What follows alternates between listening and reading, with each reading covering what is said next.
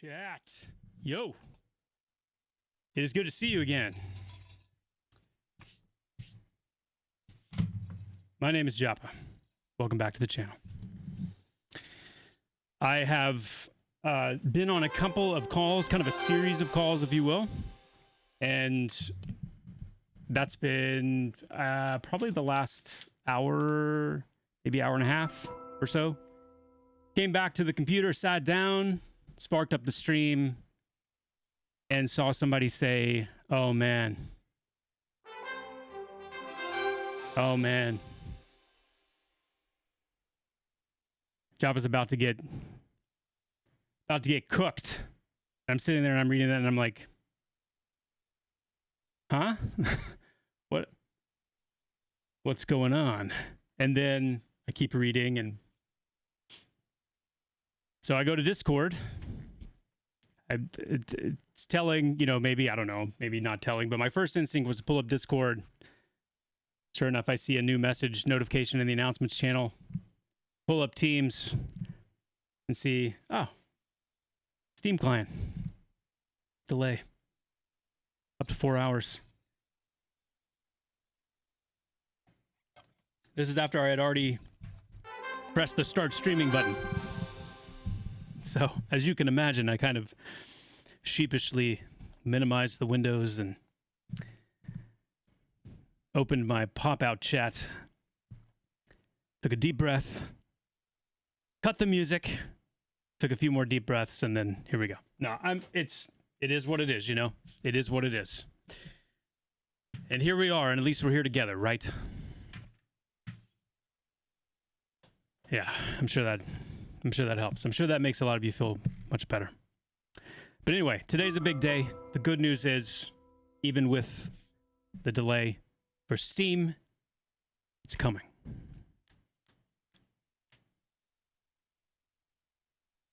I have an easy fix that just... Wait, what? I have an easy fix that just helped the streamer dirty old socks. Are you talking to me, Dev Player? Is there something that I need to fix?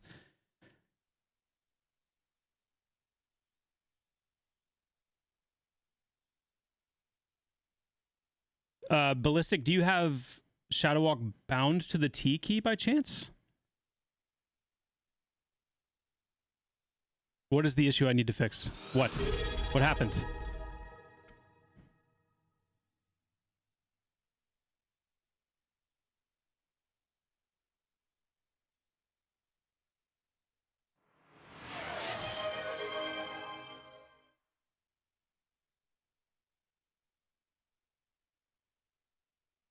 What's the best way to show it? Open Discord, open Reddit. Oh, Reddit, absolutely.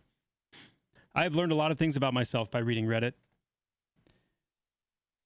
from people that I don't know.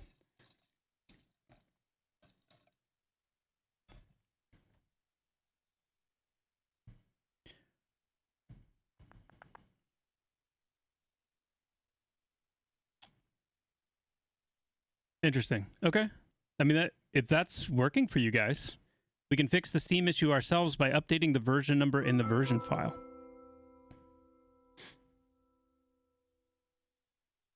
I mean,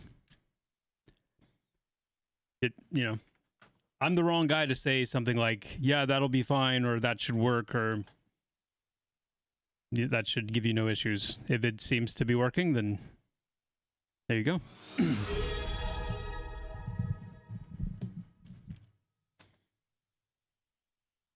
Oh, thank you, Halterus. I appreciate that. Appreciate that, man. I appreciate it. Druid hype. They just said restart Steam. Sav posted a new announcement. Huzzah! Let's read this. Everyone, Steam players, restart your client and patch, please. It was, what is that? They call that streamer luck chat? I don't know. But there you go. Get it. I'm almost done patching myself. And then it's time. While that's happening, I have some people to thank. Dardinator, thank you for the Prime. Appreciate that. Octopotamus Prime. Octopotamus Prime. I didn't laugh. Thank you for the Prime. Synonymous, thank you for the Prime as well. Aerialist with the tier 1 and the 3 months of support. Thank you so much. Appreciate that. Vengeance with the tier 1 and the 5 months of support. Thank you, Vengeance. We even hit a hype train, chat. We hit a hype train. Thank you, guys. Well, that was definitely less than 4 hours. It was. It absolutely was less than 4 hours.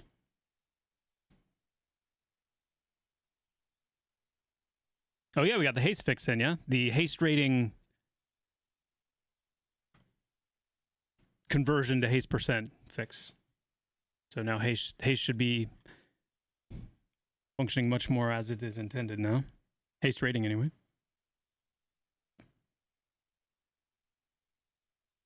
Yeah. Is that what you're calling it, a fix? What do you mean a fix? What do you mean? Haste items were giving more than intended. Yes, there was an error in the way rating was converting to percent. So with a very overall small amount of haste rating, you were getting a very sizable haste haste percentage buff out of that. So it's now working as intended.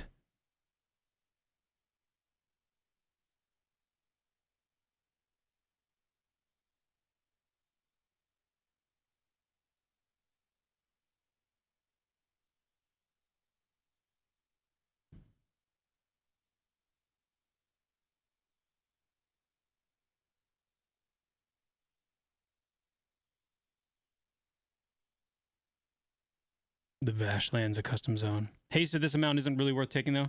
I mean, it could be that. Well, like, give me an item. Give me a specific item, and we'll look at how much haste rating it has.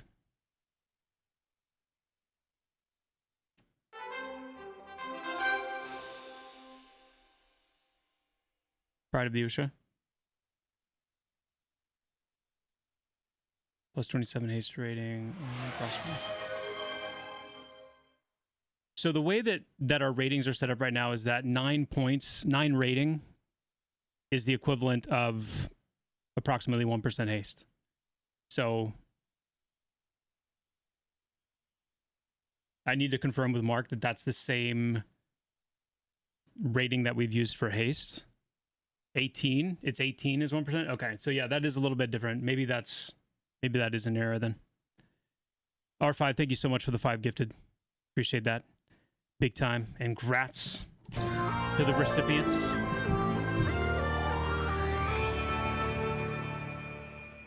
Oh, I was just wrong. Okay. My math was wrong then. I was saying 9 rating is the equivalent of 1%, but it's 18. That's the equivalent of 1%. Okay. Yeah.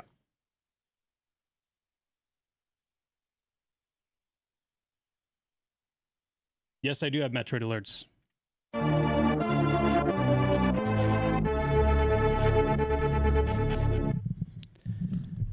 One of the best. One of the best. Ballistic, thank you so much for the Prime. Appreciate that.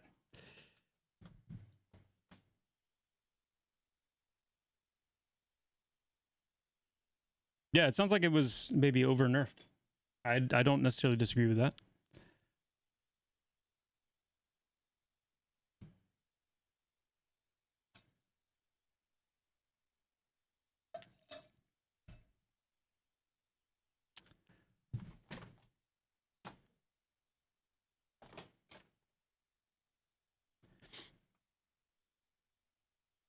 Oh, well.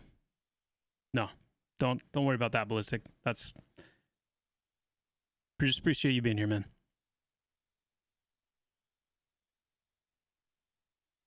Yeah, well, Demonoid, that's a great, I mean, that's ultimately the way I tend to think about these things is I kind of leave it in Mark's territory to define, some of the conversions and things like that. And then it's just an itemization pass of, okay, if this is the conversion rate of rating to percent for haste, then we need to take a look at the haste items and make sure that they're functioning. I know that it was doing too much before. It may not be doing enough now, and so we're gonna keep dialing it in. Yeah, Italica, I completely agree with that. Too big of a swing. Best class for a druid?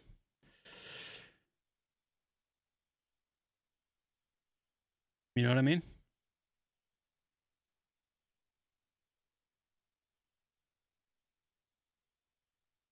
I am very partial to the Halfling Druid.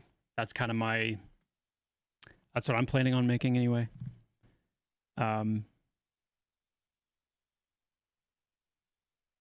So, I think an Ogre Druid would be pretty cool as well. That would probably be where I would land, either a Halfling or an Ogre, just based on personal preference. You're not going to really... Until we get like racial passives and racial active abilities and things like that in play, it's going to be a little bit harder to say which one's the best at this current point, but I don't think you could go wrong with really any of the races. So I would pick something that you visually jive with. Typical Rick, thank you so much for the Prime and the 2 months of support. Yay, Druid indeed. Did the Ogre get the bear? Not yet. Was main stat for Druid? Yes. R5, we do have Pony Wizard hats on the horizon. Fear not.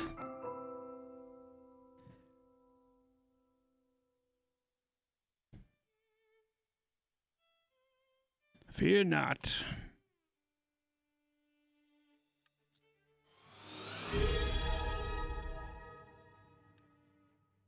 Let's hop on. Let's see. What are we going to do here?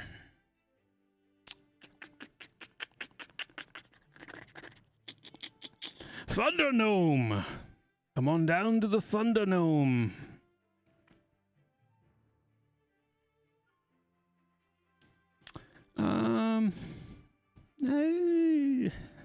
Let's go with Haven Song.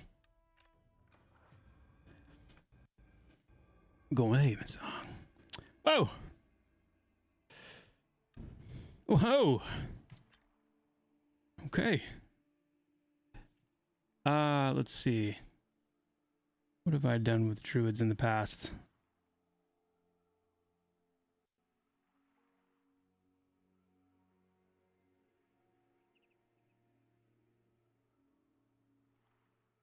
I don't know.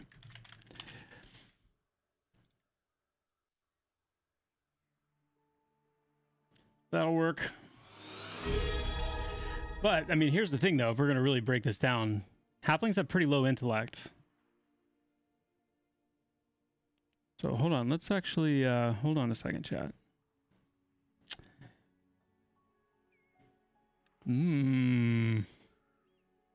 Okay. Okay, elf. Ogre's going to be... it's not too bad, you know? I mean, compare the Ogre Druid with the Halfling Druid, right? Same. It's the same. It's the same. I mean, you're getting differences in these areas, but on these two stats, you know? I see. Our little...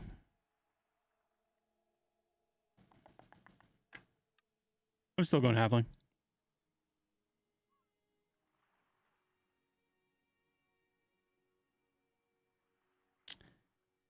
Do we want to do...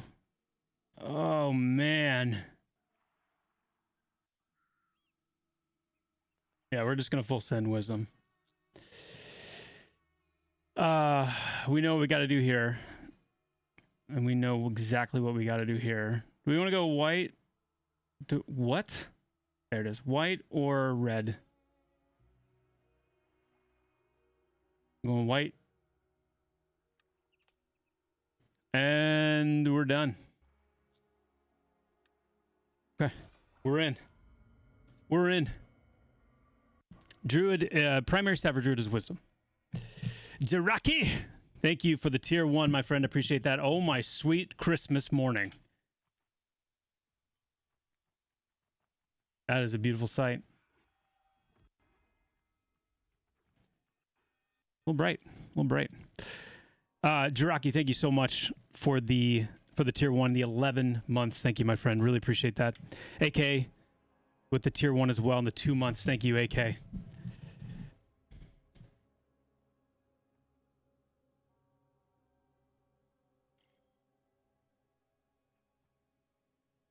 Yo.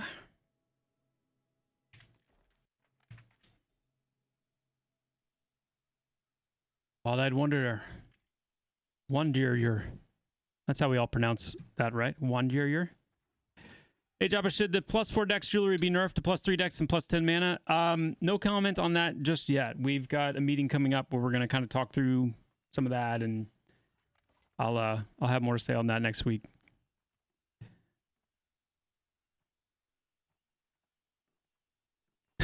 With 18 haste rating, my mez went from a 2-second cast to a 2-second cast. A+ change. It's fair. Oh.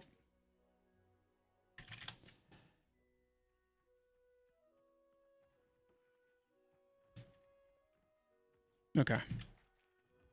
Your covenant with the natural world has cultivated a unique sense of trust from certain animals in Terminus, making them unlikely to attack you unless provoked. Provoked. Verdant Fire Dart. Hurl a dart of pure Verdant Fire at the target, dealing nature damage, and Ivy Talisman. Bind a Talisman of Enchanted Ivy to your enemy, healing anyone who inflicts physical damage on the target for a small amount. Very good. All right, let's actually... So this is an innate passive, you can see there. So it doesn't actually need... it just works. It doesn't need to be put on the bar, doesn't need to be, like, activated or anything. Verdant Fire Dart, Ivy Talisman, let's get those down here. Try to pay a little bit more attention to, like, key bindings from the get-go with this guy.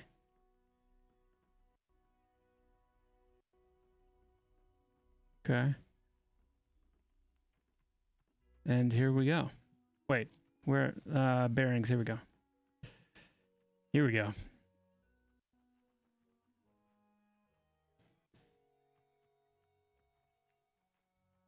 Look at all these people. It's good to see. Good to see. Hey, what's up, Paleo? I'm just chilling here. Let me,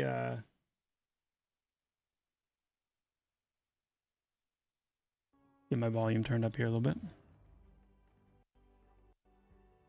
It is a wonderful evening.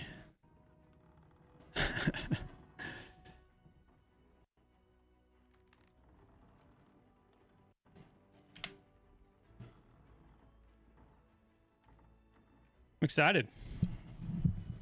I'm excited. Is there any talk of increasing mob density in the open world? I find myself having to solo often. It's such a massive world and so few mobs. Increase spawn time, double the mobs. Yeah, and I think there are a few places that are feeling that a little bit more than others. But in general, yeah, like expect, you know, iterative passes on that kind of stuff over time to dial it in a bit more.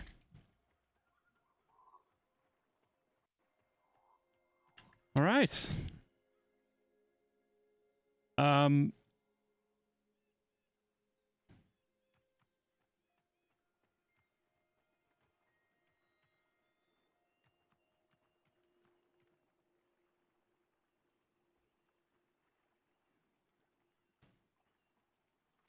Let's...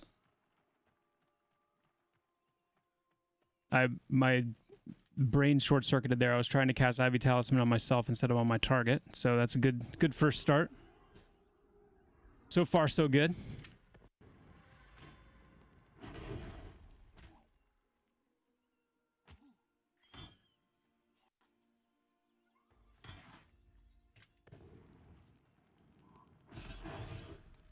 Yes. Qualia.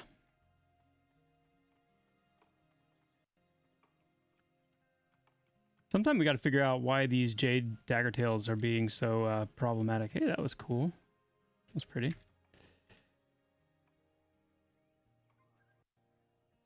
Line of sight. Oh, yeah.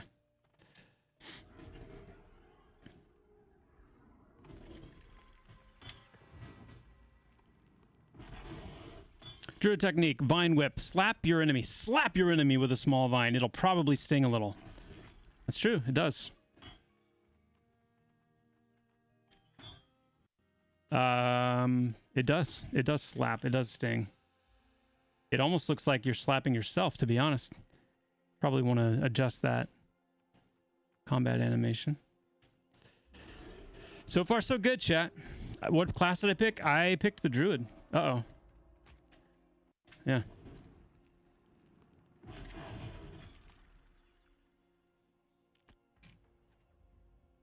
Cody's done a really, really good job on these VFX. The other cool thing about the Druid implementation is, remember us talking, oh, not that. You remember us talking before about having spell effects get bigger as you get higher level? Well, also for casting effects, so the VFX that you see on your hands, and Cody, from what I can tell, has done a really good job of like covering those bases. So as you get higher level on your Druid, at the very least, the spell casting effects on your hands are going to get bigger and a little bit more epic looking, which is cool. It's just for Druid for now. Well, it's in play for some of the other caster classes, but not all of them. But I'm just saying we've made a point with the Druid implementation to actually, try to do it consistently, and the plan is to do that for all casters over time. Good. I wonder if we'll see any other Druids, chat.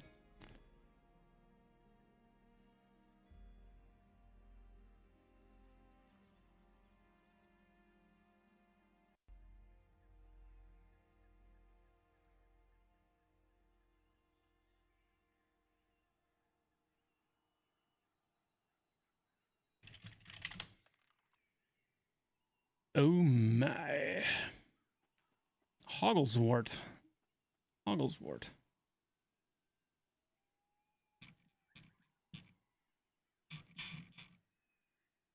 It's a lot of Druids.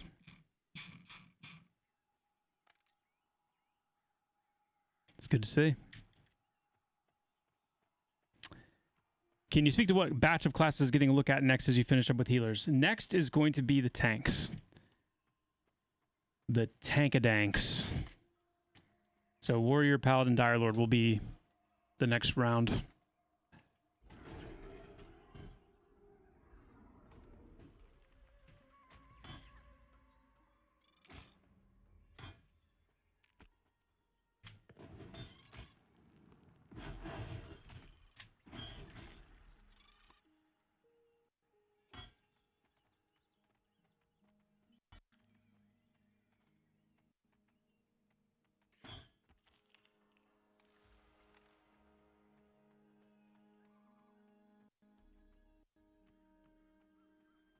Lorley. It's a good name.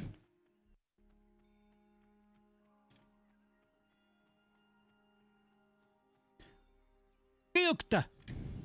Gyokta. It's also a good name. Strong name.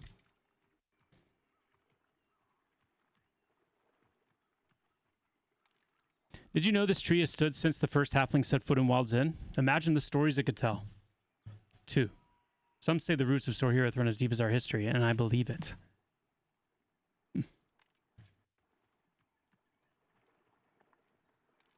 These branches have sheltered us for generations, through storms, through wars, through the unknown, and still they stand.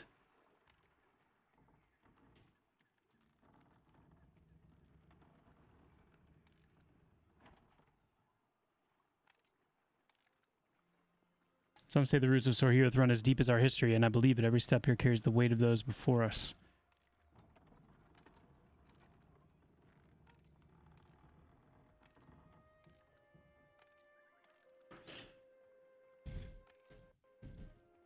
Dios!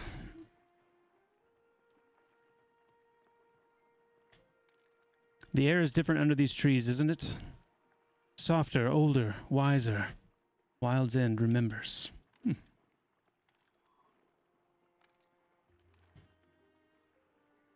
There are places in the world where the land rejects its people, but here the land loves us back. Right on. Give me some of that halfling lore. I'm here for it.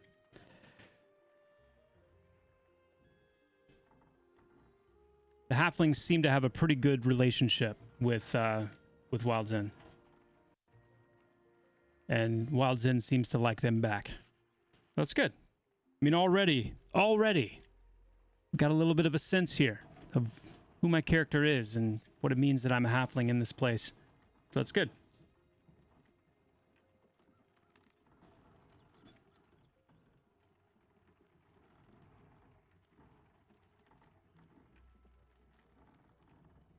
Greetings! Salutations! I imagine the halflings are just real loud. They're just kind of always yelling at each other, you know what I mean?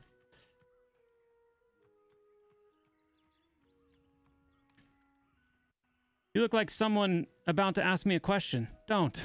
I don't like questions, or answers, or conversations. お前はもう死んでいる。 Okay. Enough said. Don't ruin my brother's concentration. He's counting adventurers that have fallen off the lift today. Oh, yeah. Nice.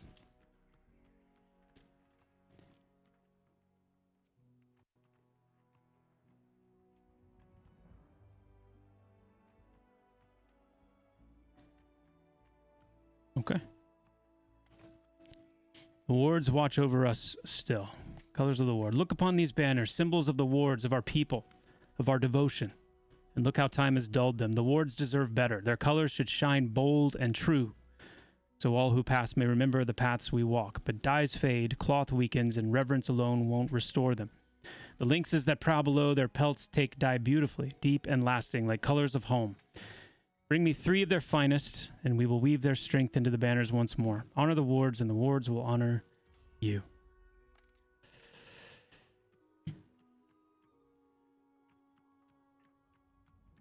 Nice. Got the music going in the background, setting the mood. It's good stuff. Is new UI being worked on? It is not being worked on. It is deeply planned. It is violently deeply planned. It is as planned as it could possibly be, but it is not currently being worked on. And yes, I know that is not ever the way that anything should be worded or phrased. Some say Wild's End has wraiths. Some say the goblins are getting bolder. Some say I should stop making trouble. Well, somebody's got to keep things interesting. You do you, Vexay. I like it. I like your energy.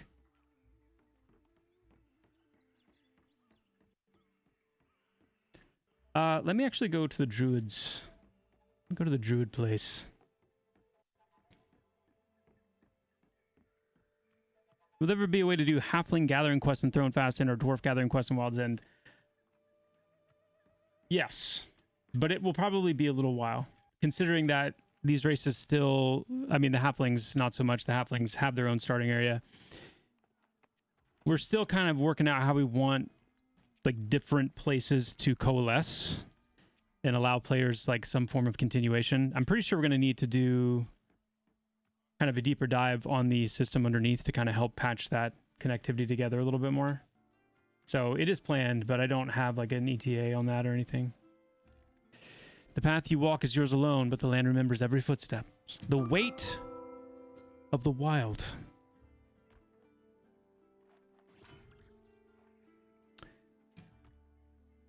Wadal. Wadal, traveler. You feel it, don't you? The pull of the land beneath your feet, the whisper of the winds that have no master. Good. Hold on to that feeling. It will shape you more than any words I can give. We are not tamers. We are not masters. We do not bend nature to our will, nor let it run unchecked. We listen, we act, we keep balance. Balance, however, does not mean stillness. The larga, big, ceaseless, hungry insects. They do not stop to wonder if they have gone too far. Take the lift down, walk among them, see the world you will one day protect. Then cull them. Then their numbers. Do not revel in it, and do not hesitate to do so. This is your first lesson to act when nature must be corrected. Okay. I feel that. I feel that. there's some reticence there to the culling. It's good. Haven't I already killed some Larga before I knew I shouldn't like it? Whoops.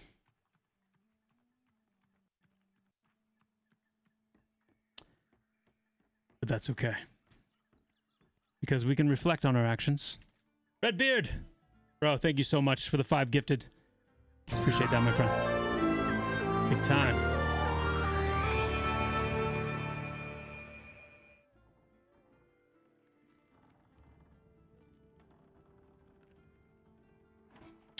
NMTV, hey guys, and Joppa just started playing Pantheon and I am loving it. Just have a question. Will there be a search bar in your inventory and will there be an auto sort bags and filter option by weight, price, weapons, etc.? Yes, eventually you can bet that all of those things will be in place. We will have a search bar, we will have filter functionality, we will have auto sort working. It is on the list and it is very high up on the list as far as kind of most notable quality of life improvements. So yeah, it is definitely planned.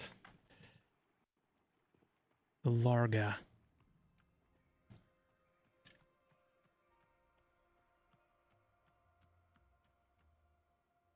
Now guys, I've read through and kind of looked over the gist of a lot of these quests. I haven't actually done them in game so that I can kind of experience them fresh from this perspective. So I'm not sure what these are or where they are.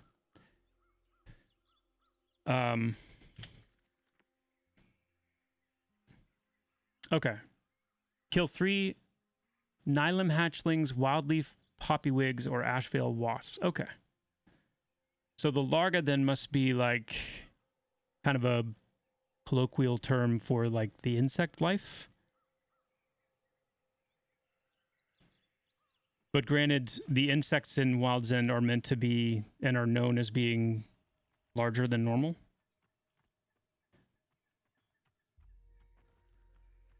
Looks like the dagger tails are included in that though.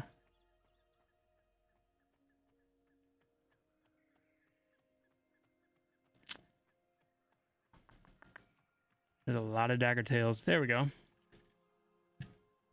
Here we go. Yep, Druid is out. Crit.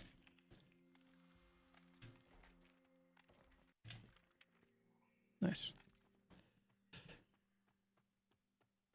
Maybe we can cull some of these. Are these evading? Are these bugged? Yeah. There's a wasp.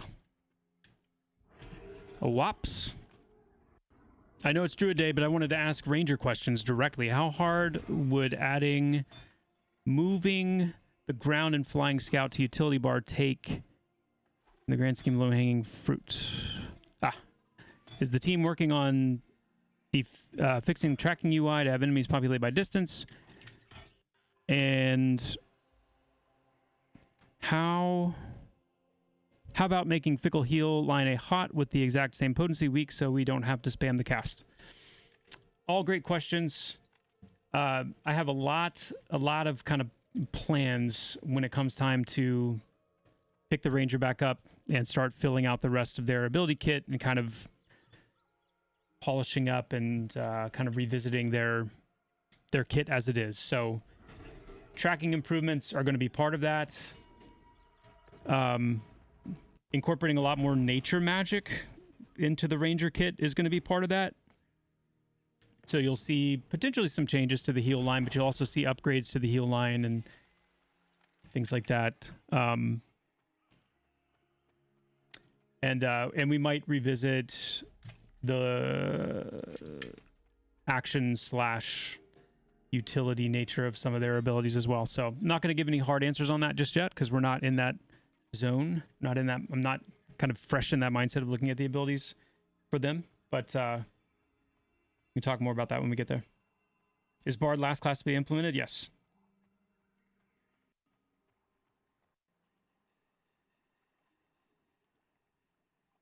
Italica, yes. Yes, I'm actually going to make a quick note of that for those pants, because right now that's what it does when you have a persistent Mourn buff. And that's why I made some changes to the lunar ring, so that specifically so it wouldn't spam you. But the trousers need to be fixed as well. Still ideating, Gale, but making progress.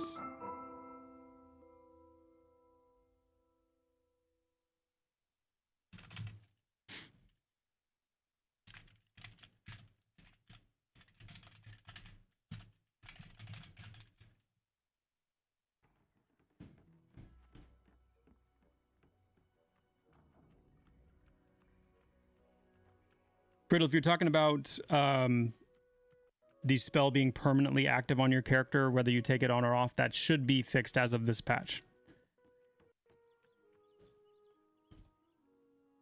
Hey, Joppa from Athens, Greece. We are loving the game here. The Friggin' Bee Stingers in AP cast a spell before they die for like 124 damage. Is that intentional? That they can insta-kill you? It is... If you're talking about sacrificial sting, I think, which, yes, that is intentional, that it could be potentially a one-shot depending on the class. Yeah.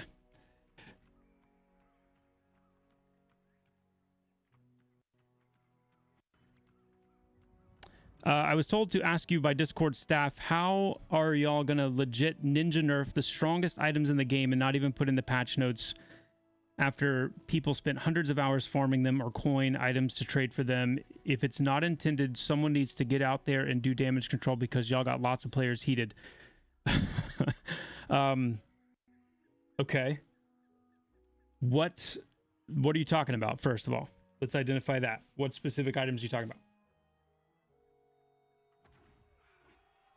Haste rating. Haste, okay. Oh, haste. All right, so haste. Here's the facts that I know. Why is this dwarf? Oh my gosh. Okay, yeah. Sorry, I had a moment there of scale. Okay, I was like, why is this dwarf so big? And then I remembered, oh, I'm a halfling. Sorry. Anyway, we also need to turn in this quest. Haste was providing way too much per point of haste rating. As to why it didn't make it into the patch notes, it should have, and it bothers me that it didn't. Let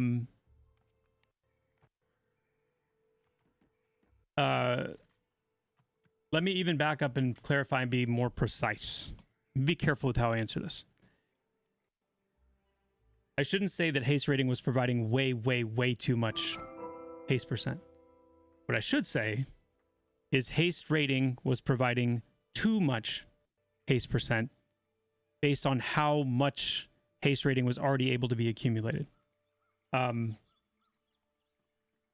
Because haste rating is still something that's fairly new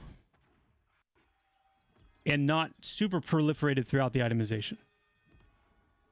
So what we did, the change that was made, again, should have been patch noted, but the change that was made was to bring haste rating more in line with the other conversion rating. The other rating conversions for things like parry rating, hit rating, crit rating, things like that. What it sounds like has occurred, though, potentially, based on the feedback I'm hearing, is that haste might need to be treated a little bit differently in terms of how the ratings are converted, because it seems like the amount of haste that's coming through with the current conversion is not enough comparatively to some of the other ratings that, you know, maybe don't need as big of a conversion factor to feel like, you know, they're making a difference. So it's all stuff that we're going to look at. Yeah. May continue to dial in. But I am sorry that it didn't make it into the patch notes.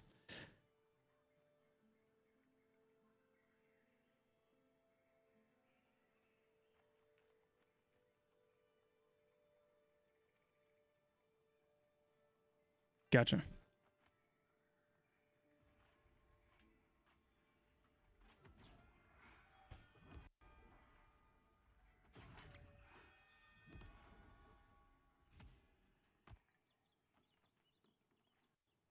I don't know. It's funny because I tend to take strong feedback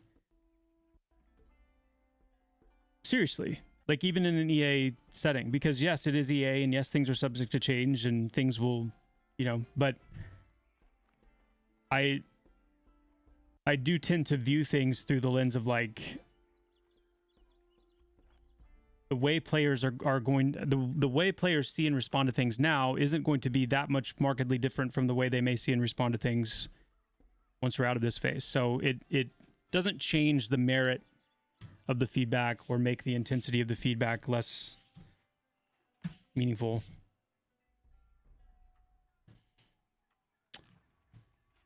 Waterloo, a little dirt, a little sweat, and the first taste of what it means to be one of us. You hesitated, perhaps. To be honest, I didn't. But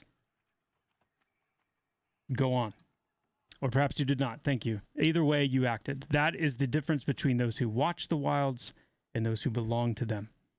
Nature moves, so too must we. And this was only the beginning. Your second lesson awaits. The Echo of Stone.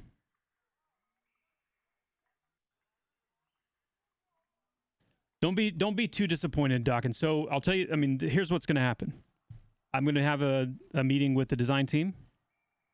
We're going to talk about the haste rating, the change, and we're going to make a decision on whether or not what it is now and what it's providing players based on this change should stand and why, or not and why. And then at the very least, the part of the change with haste also was to give us the opportunity to incorporate more haste oriented itemization and not to reach, a point where we're crossing a line of being too much too soon once you start factoring in other things like buffs and item-based haste and consumables and whatnot. But it's definitely something that we're gonna look at.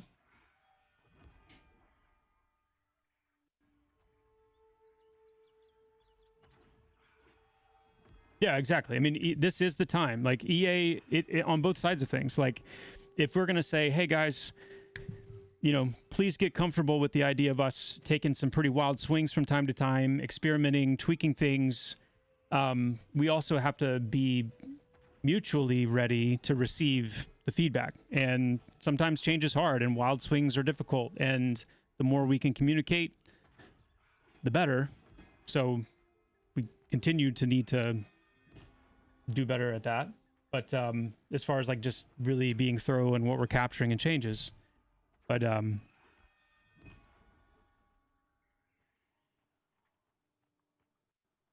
yeah.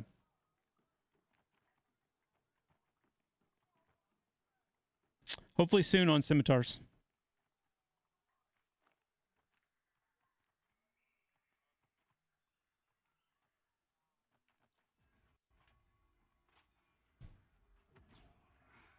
Yeah.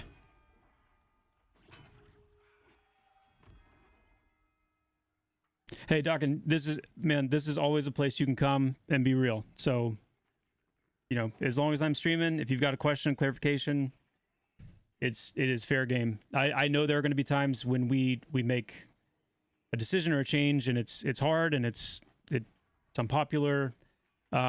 Sometimes, we'll stay that course. Sometimes we may tweak it further, walk it back, whatever it may be. But the feedback matters, so that is always appreciated.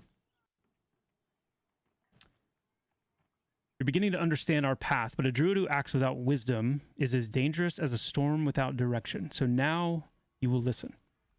The Hallow Stones. They are more than rock, more than relics. They are memory.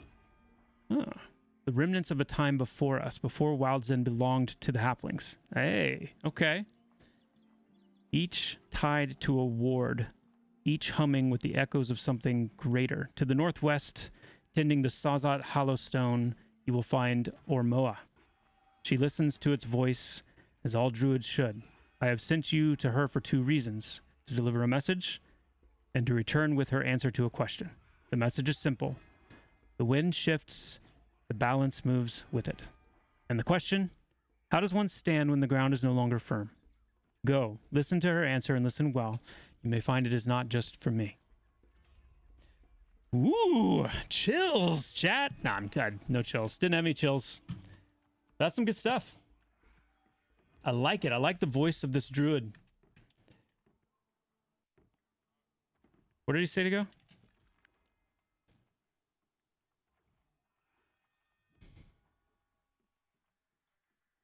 Northwest. Beautiful. Check Druid Vate vendor. That's what I was about to say. Druid trait vendor. Okay.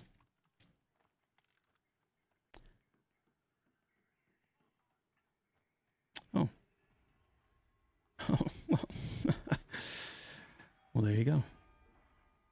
Let's fix a couple of these things real quick as we see them, yeah? Let's see.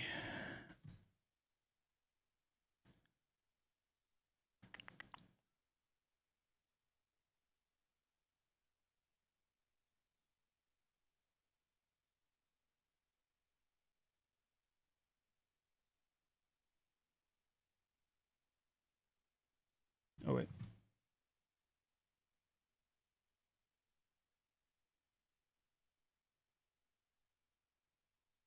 There we go.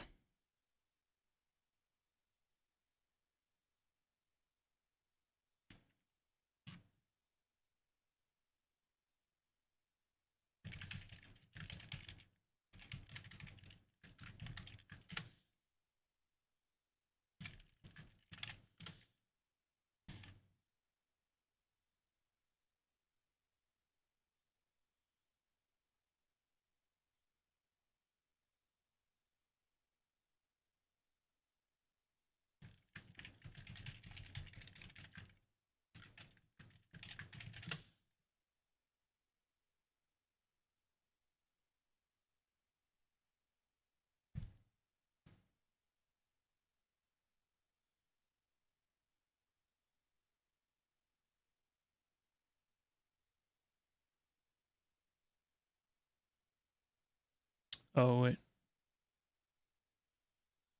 Wait.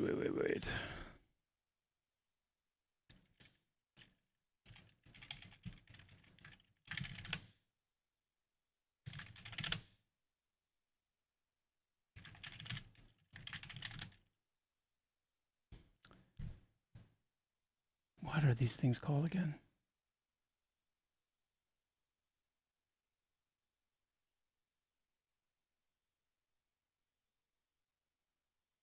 Ah.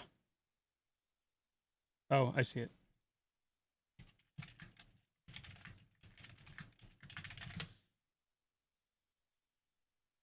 Okay. Yeah, it looks like these just got...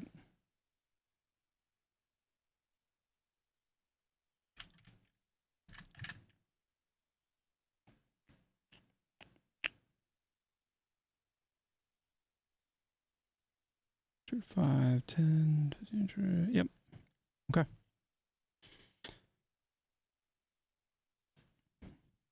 There it is.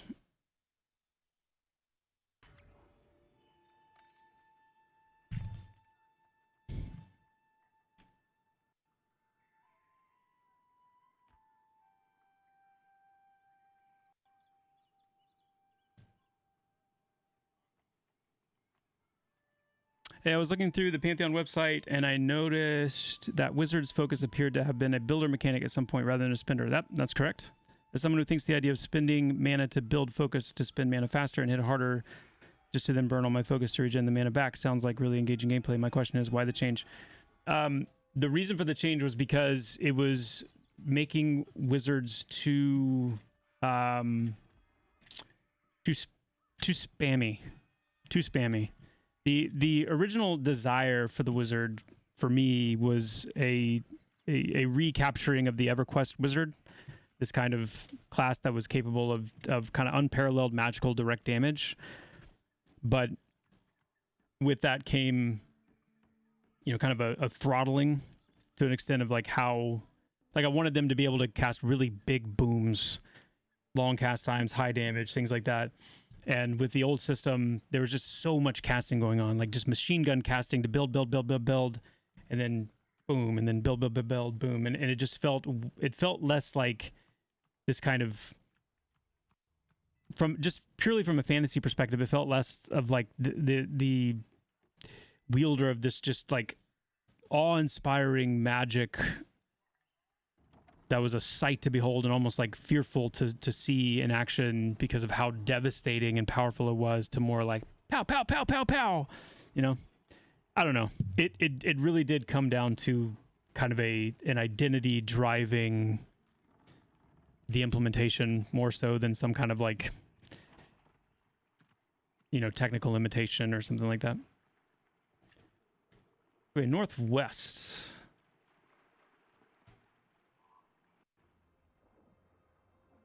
Oh, it looks like the water volumes here are busted. Interesting.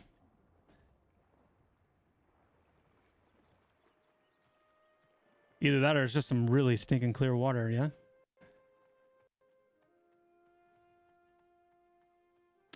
Poppy wigs. Yeah. Druid hype.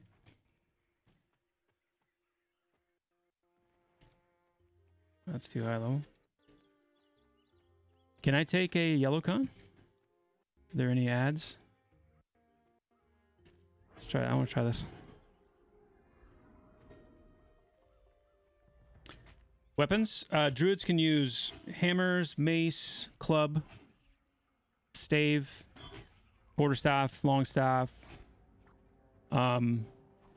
bucklers, and scimitar. Scimitar.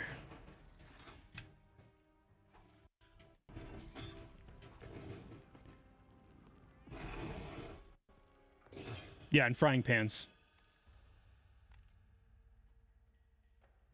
Level 2. What do I get at level 2 again? I should have sold and gotten it while I was in town. We're gonna stay the course. Well, we're gonna take this guy out. The Jungle Forager obviously is absolutely desecrating these lands. Needs to be dealt with. Full on desecration. Hey, yeah.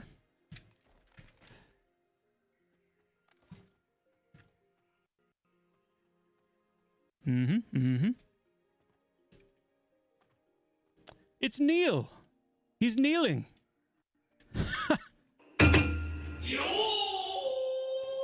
All right.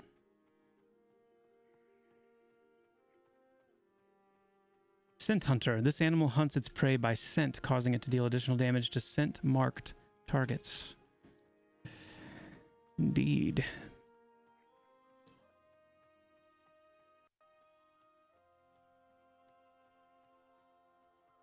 Is anybody even looting this stuff? It's not mine to loot. 2 seconds. Nothing.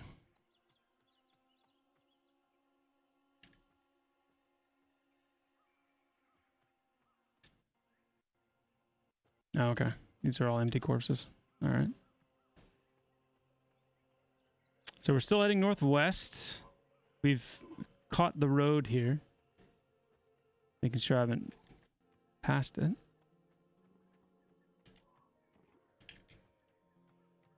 Hey, he's glad to see me. Look at that. Look at my my druid passive. Yeah. Nice.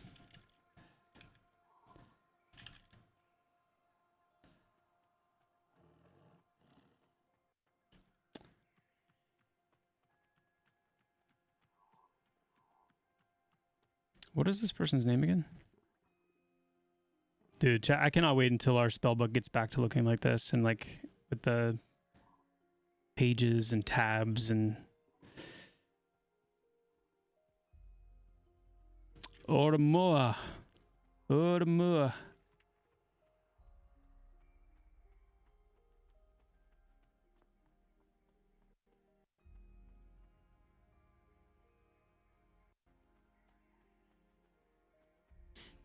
Okay.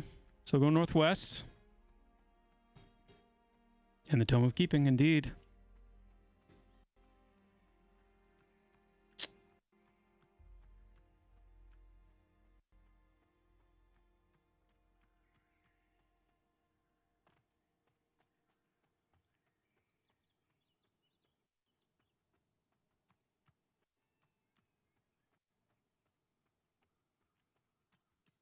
I wonder if she's over here. Ah. Vorzat. Ruvoa. Ormoa. Kelzat. And Shrinoa. Sozat's strength is not just of body but of will. Those who falter before it are not meant to stand at all. Interesting.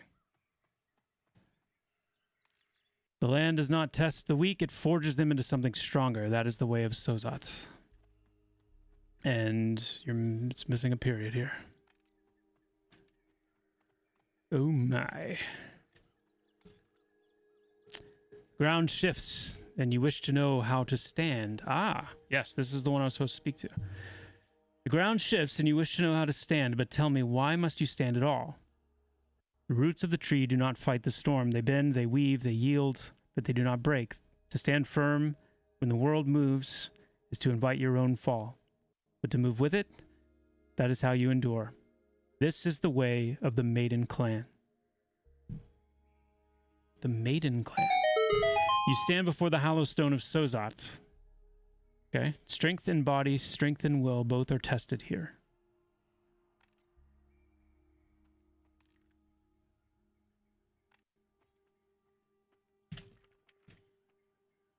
Cool. You come with questions, but are you ready for answers? Not all wisdom is gentle. Hey. Hey. Sozat does not speak in words. It speaks in the bones of the earth, the weight of the storm, the steadiness of stone. Okay. 115 level 1 druids on Black Moon right now. Just thought you might like to know that figure. That is a wonderful figure to hear. That's cool. That's cool.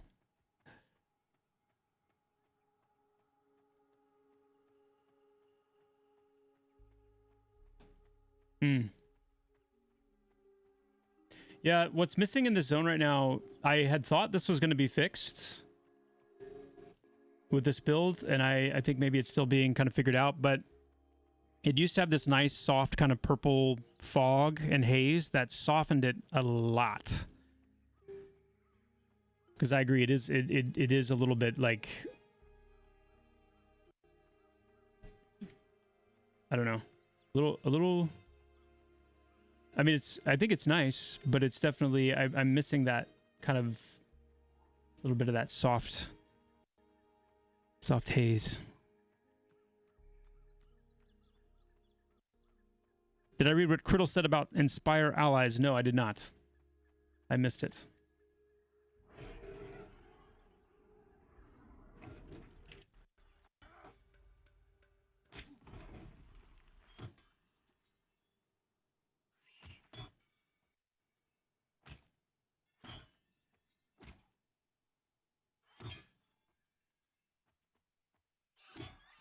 What level is that at, Criddle?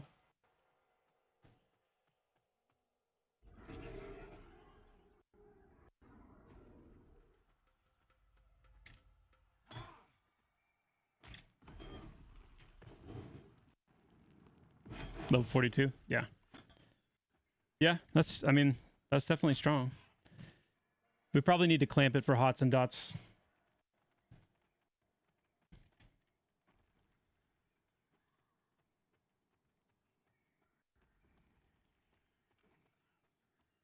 How's the Steam client stuff going?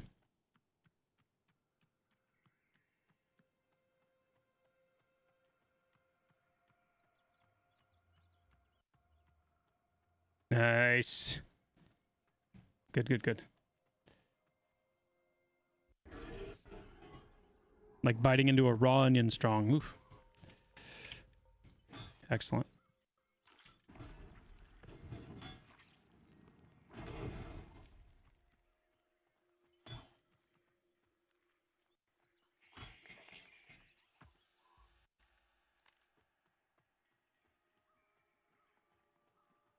Yeah, well, I mean, the mindset behind the Inspire Allies change, because it did also get a reduction in duration, so it's down to a 15-second duration now. It is a very strong power boost for sure. But we're also talking about, you know, by the time you're at level 40, you're talking about potentially moving into content that has incredibly, incredibly high damage output, like the kind of content that we haven't even incorporated into the game yet. And so the idea is more that clerics would eventually get to the point where they're not necessarily using it on cooldown, you know, every time they have it up and every time, you know, the player is able to be inspired, but that they're saving it for those moments where an amount of healing throughput that is you know, beyond what they're capable of in bursts, that they actually are able to meet that. So not saying it doesn't need to be tuned, because I expected it would be to some degree, but yeah, we just need to see it play out in some of those situations.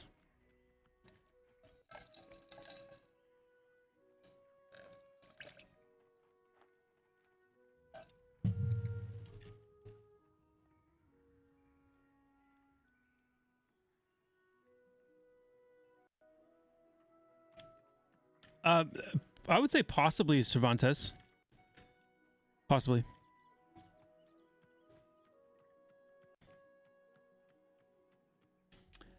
We're already kind of toying with the idea of druids being able to have a potential choice, maybe based on race, but we could actually even go beyond that, because there may be some ogre players that would like to have the fox and some halflings that would like to have the bear, you know, kind of thing.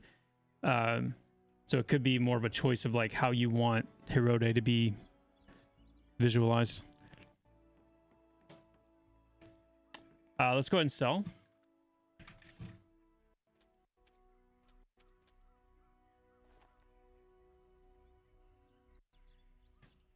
I don't know. I'm just selling everything. I'm selling things I probably shouldn't sell. And you know what? It's okay. I'm not worried about it.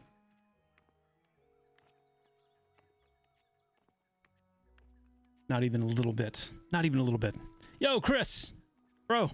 Thank you so much, my friend, for the 10 gifted subs. Thank you. Thank you, thank you. And grats. Ads blasted. Really appreciate that, man.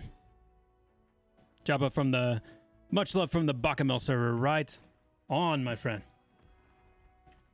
Right on. You rocking a druid today, Chris?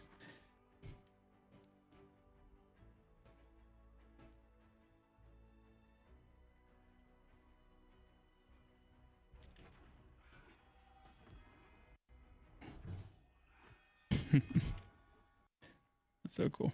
Level 5 druid, nice. 35 wisdom, yeah. Okay. Oaken regeneration, level 2. Okay, we got Oaken regeneration, nice. And I don't think I can afford that one yet. Nope. Oaken regeneration.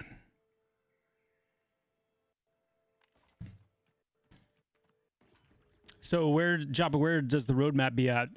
TT, you should have heard me screaming and squalling this morning. Screaming and squalling about that. That's really the only right way to describe it.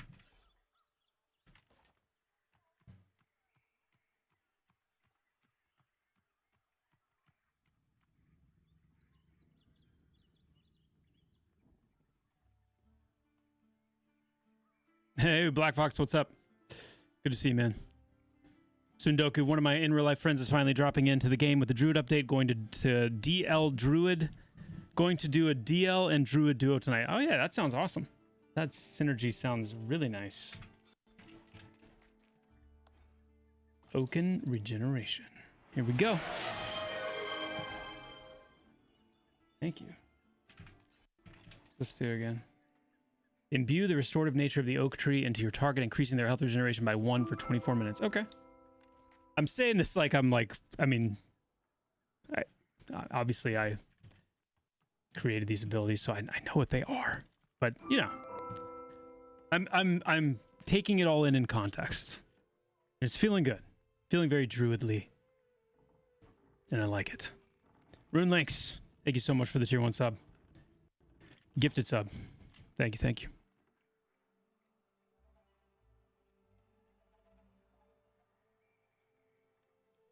Why the odd duration? It's just, you know what I mean? Yeah.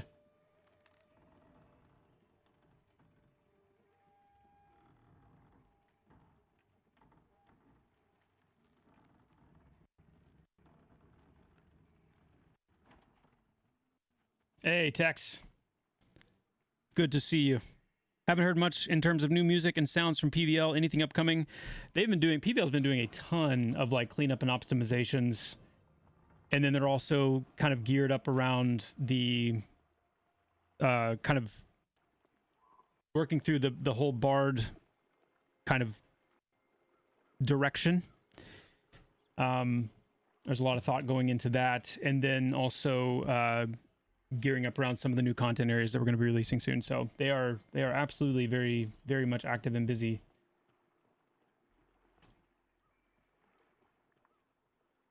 But he's leaving these bloated carcasses around the place.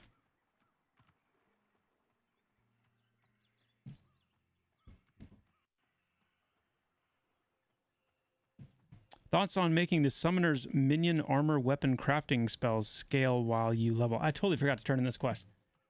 Oh my. Wait, hold the lift. Thank you.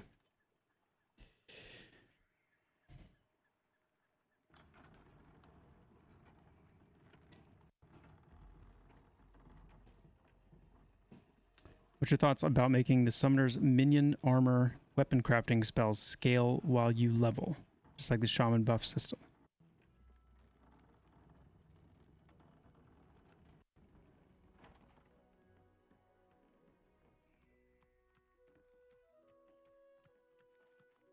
I'm not sure exactly what you're getting at there, House. Like how that would look. Excuse me.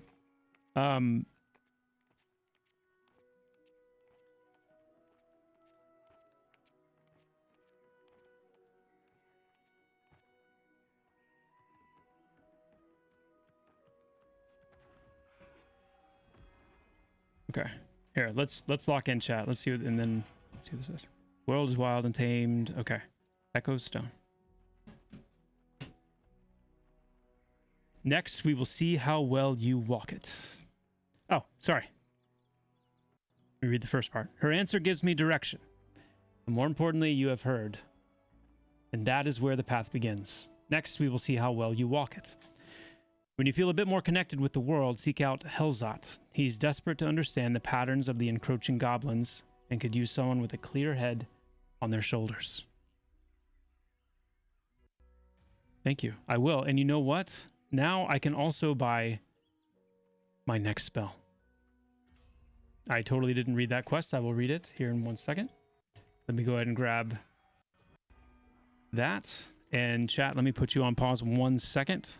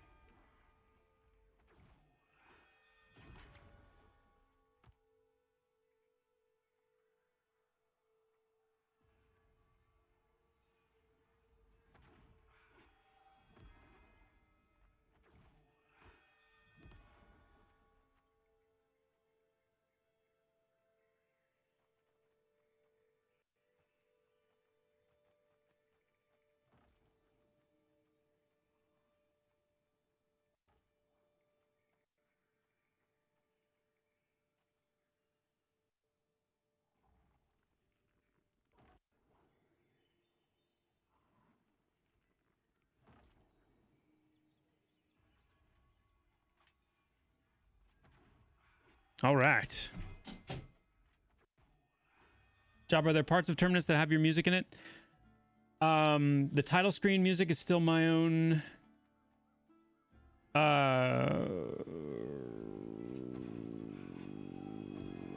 The perception ping is mine. And I feel like there's one other place or maybe two other places where it is. But to be very clear, I told them and I asked them, like, hey, like, I don't care if a single piece of music that I've written stays in this game. What I want is a cohesive soundscape, cohesive music. So if you want to use them, use them. If you want to use elements of them, that's fine. If you want to kind of keep the theme idea and then do something totally different, that's fine. So, you know, it is what it is. What I'd like for them to do ultimately is take the music I composed for the title screen and kind of like write it out in such a way that it can be actually performed and recorded by a live orchestra, and then fill it out and kind of expand it a little bit more. I think that'd be super cool. But yeah, they're doing a fantastic job.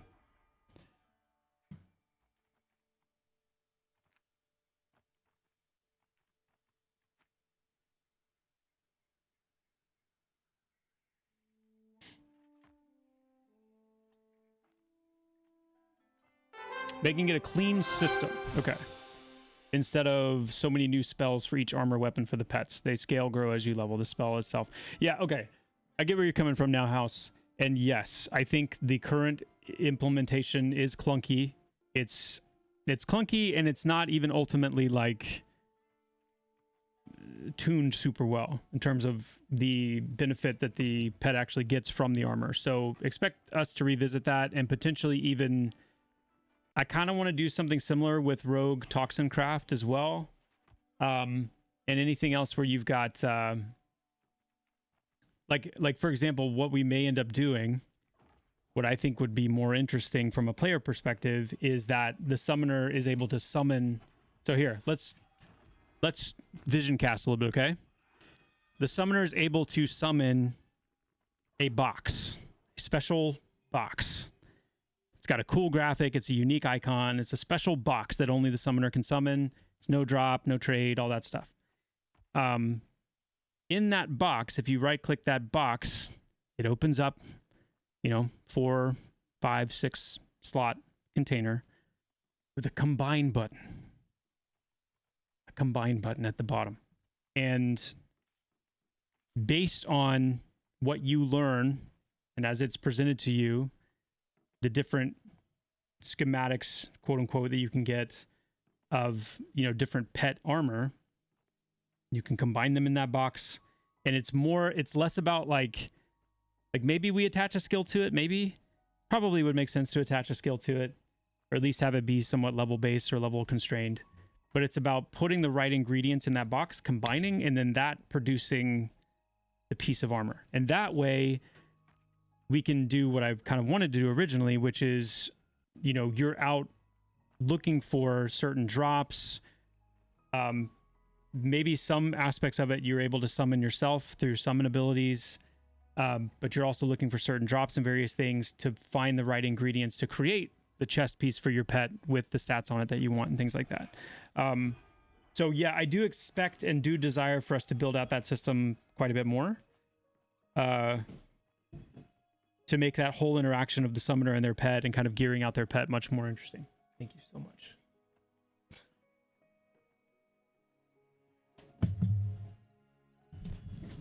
The Higgs Bison, thank you so much for the Prime and the 2 months. Appreciate that.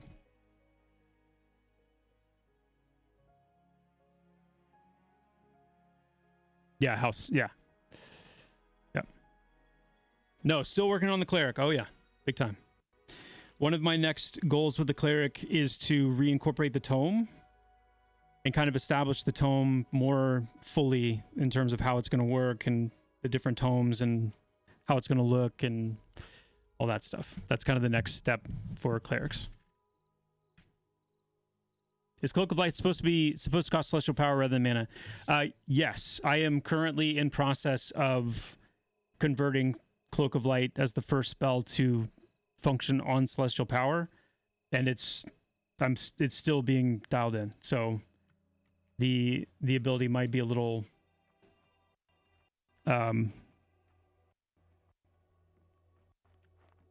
it's kind of in an in-between state right now. Okay, what was I doing? Talk to you. Oh yeah, I've got to go talk to what? Helzot? Roots and Blades. I got enough money to get Verdant Fire Seeds. That's good. Oh yeah, that's right. I didn't read this. Balance is a delicate thing. Some see it as stillness, an eternal harmony where nothing moves. That is foolishness. Balance is motion, constant, unending, and necessary. Now the land shifts again. Goblins move beyond their usual hunting grounds, creeping where they should not. Something stirs them, but we do not know yet. We do not yet know what. Helzot watches from his post. He has sharp eyes and sharper instincts, but he does not see as we do. He will look for war where there may be more. He will look for war where there may be more at play. Go to him, lend your hands, but also your insight. We do not walk the same paths as warriors and dire lords, but even they must see the land's will in time.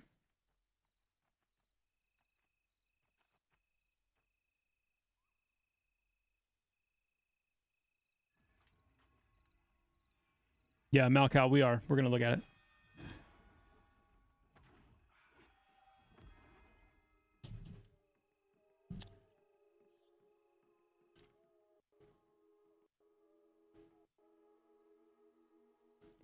The law! The law! Oh my, the law!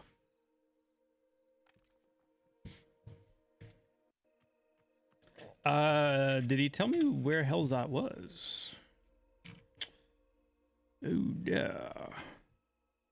Sweet Helzot in Sorhireth. Okay, so somewhere. Oh, Helzot!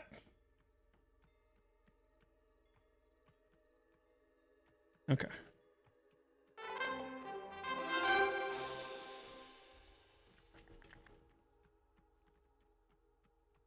This is fun. This is cool. Like, this is like, okay, where in the city am we gonna find this guy?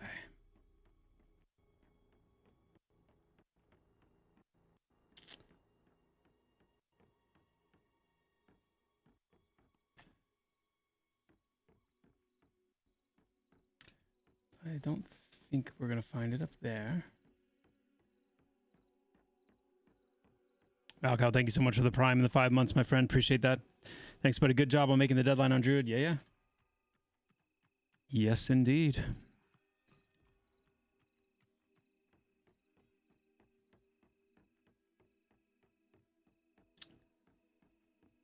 How was that?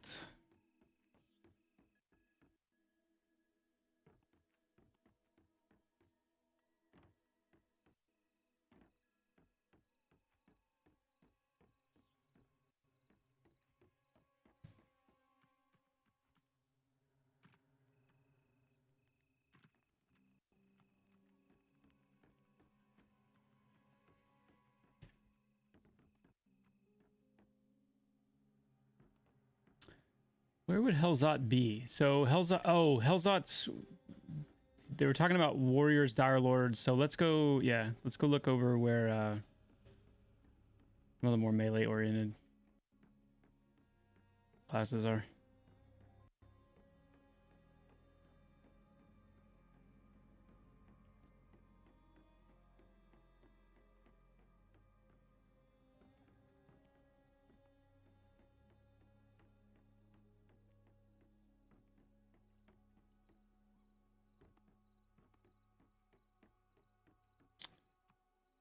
Okay, no Helzot here.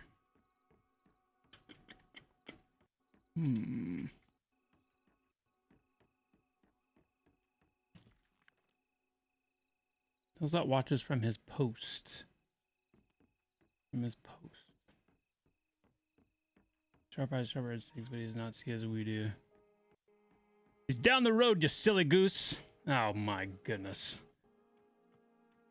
He will look for war where there may be more at play. Now, it does mention the goblins. So, post... Okay, so...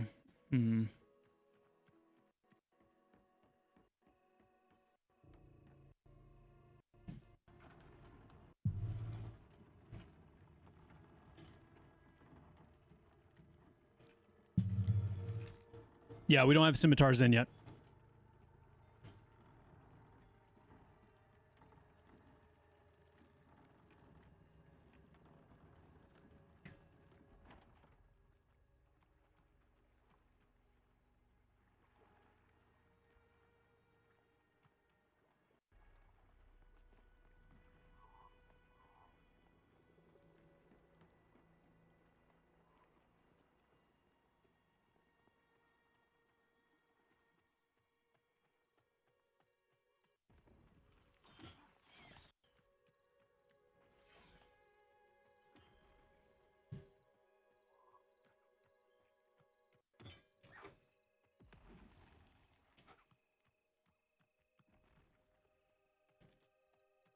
Yeah, so I'm currently working on Cleric. We did a pretty large pass on Shaman.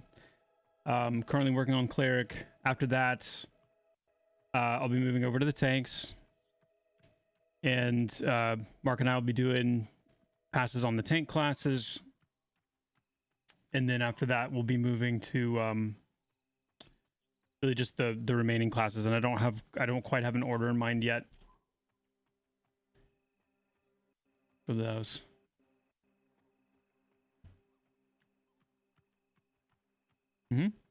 Yep, we're still kind of in the finalizing like the concepting of the bard and kind of the different bard systems. We haven't started implementation just yet.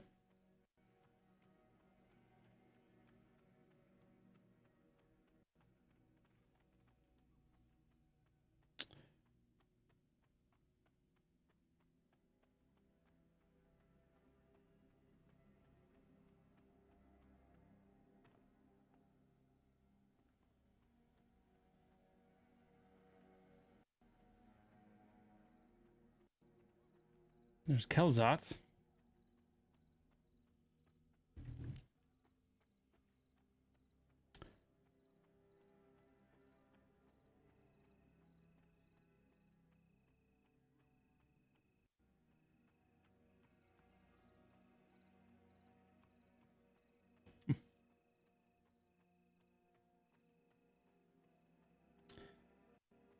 No, you're good.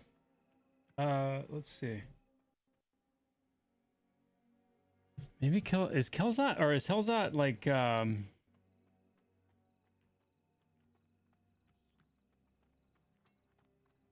don't know. I kind of like not being able to find this dude though. Or gal. I'm not sure yet.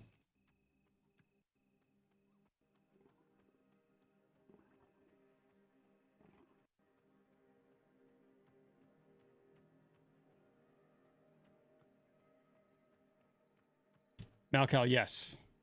Oh yeah.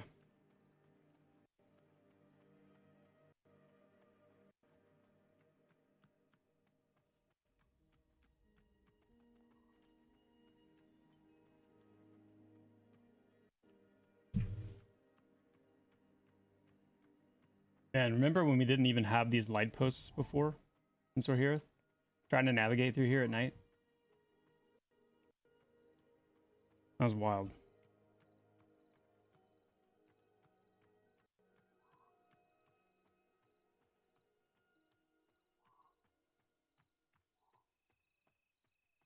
Yeah, Malcal, you bet.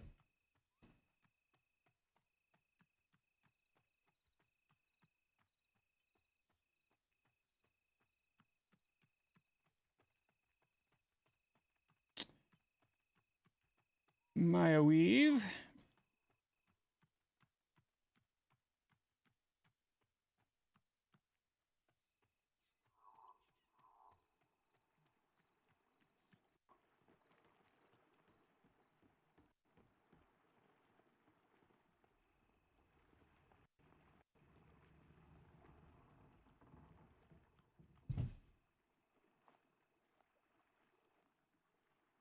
Attain, yeah. I fixed that already. that was reported. When are we adding the XR race? Probably not going to have an XR race. Though I do think like reptilian humanoids are pretty cool.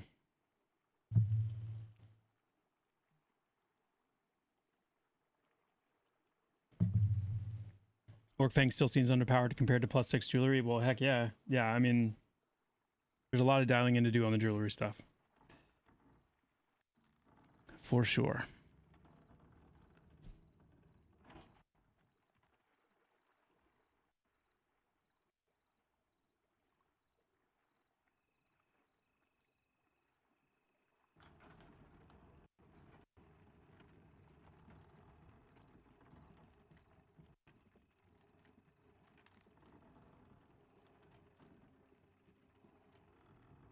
Playable Morvaki, yeah.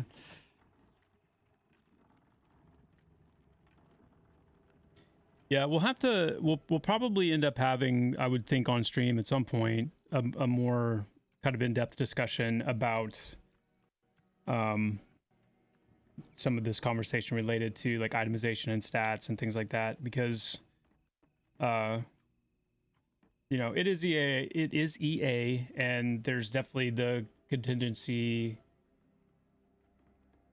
individuals that would say like, you know, don't worry so much about balance and stuff like that in EA. You know, let things be broken, let things be kind of, you know, too strong or whatever for a period of time. But itemization for a game of this scale, with the different items and effects and stats that we have, and kind of our general approach, to cool, to stats and balance and things like that. It's something that it needs time. Like it needs time. It needs lots of iteration, lots of tweaking and finessing and things like that. And so, you know, it is something that we need to be cognizant of in the now. And you know, the more we can kind of unfold for you guys and be a little more transparent in our approach and our goal with items and stats and things like that, just the better able that you're going to be able to, you know, kind of discern what we're doing and also give feedback on whether things feel right, whether things feel good.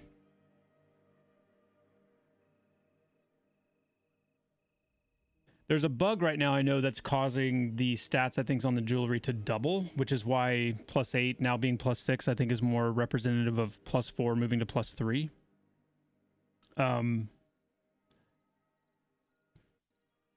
But yeah, you know, the problem is going to consistently come back to, or the point is going to consistently come back to, you know, how easy is it to get optimal, efficient stats on an item? And that's a big conversation, chat. It's a big conversation.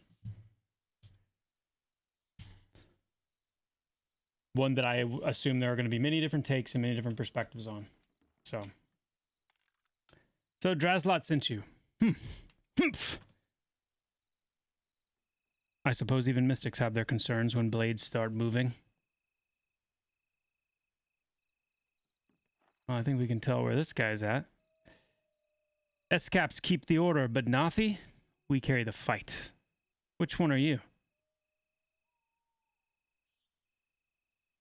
I don't know if I want to tell you. I don't know what Drazlot expects you to see, but if you want to help, keep your eyes sharp. The land may whisper to him, but steel is what keeps us standing. Come see me when you're ready to aid the fight. Give me some of that silver. And become seeking wisdom more, or just a good bit of trouble, because I have plenty of all three. You, yes, come here. You look like someone who enjoys a good scrap, but tell me, do you understand a battle? I mean, truly understand it? Not just the swinging of weapons, the ducking, the dodging. Oh no, my friend, I mean the music of it. A fight isn't just chaos, it's a dance, a rhythm. And the goblins of Wild's End, oh, they know the steps. You think they just charge in all teeth and steel? No, they move with purpose. They follow patterns, and I have a suspicion, a grand, wonderful suspicion, that their little beaded necklaces are the key to it all. Look at these. See this sequence? Every warrior I've taken down wore this same pattern. And these? They belong to the scouts. These aren't just decorations, they're battlefield instructions. And if we crack the code, we can outstep them in the fight before they even raise a blade. Don't bother with the runts, just the big ones in the jungle. Bring a necklace back, and we'll see if I can read the dance before the next fight begins. Huzzah. Get to it! Any goblin beaded necklace will do. Ah, yes. Yes. Indeed.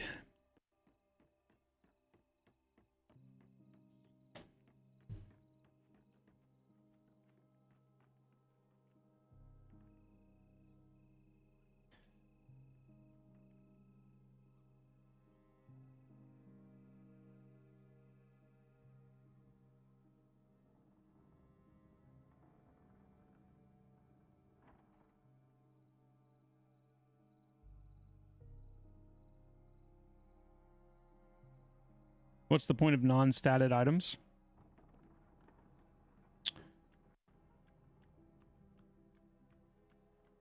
What do you mean? Give me an example. Fatal, thank you so much for the Prime and the 3 months. Love the game. Good.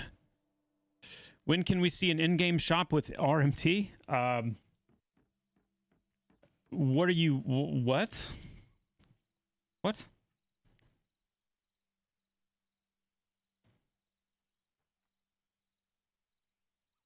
An in-game shop with RMT. What are you wanting to buy?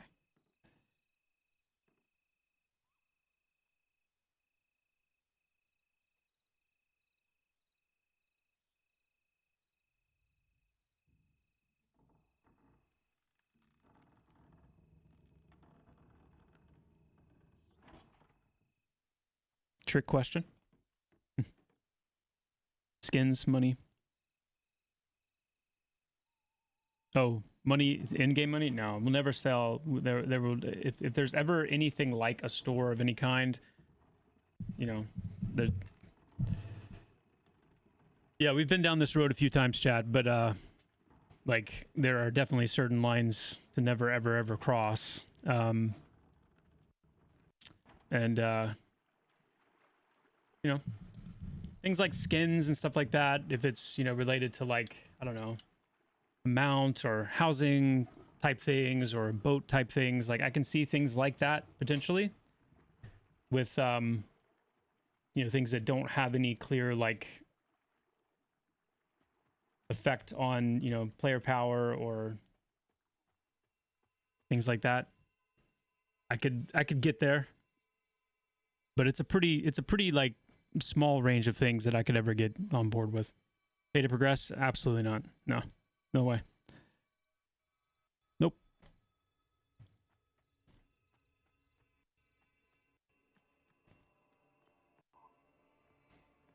Nope.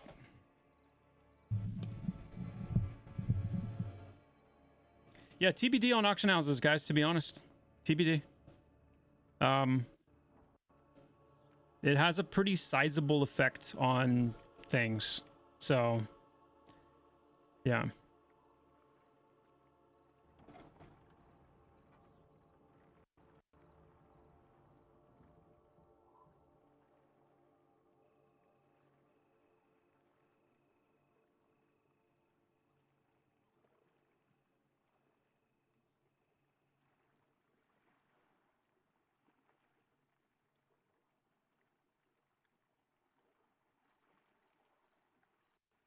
Yeah, we're considering the idea of player markets. We're considering a few different approaches. And I'm not saying like for sure that we won't have an auction house eventually in some form. I'm just saying that it's a decision that is that has consequences. It does have effect on the social aspects of the game, but you know, there is a limit to how much you can toe that line. And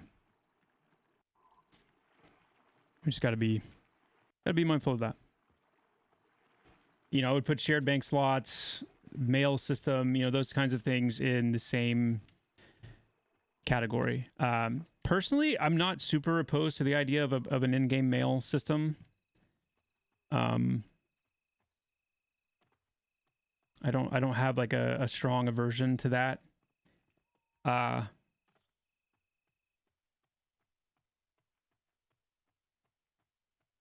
definitely have a lot more qualms and potential misgivings about auction houses. But again, it's not that's I'm not making like a definitive statement there that we will or we won't. I'm just saying it's still a TBD.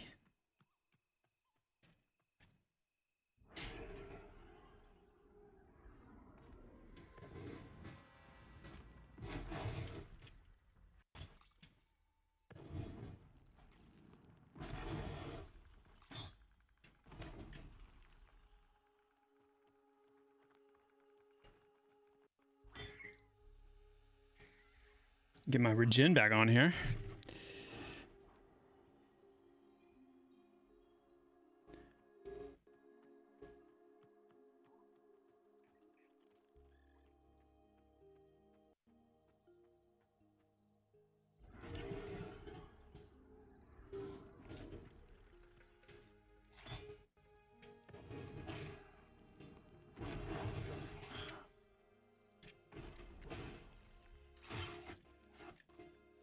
Druid's feeling really good, guys.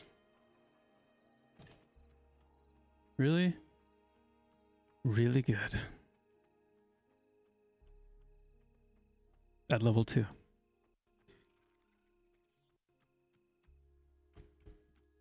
Oh, we got grid waves. We've got gridded waves, chat. Do not get in this water.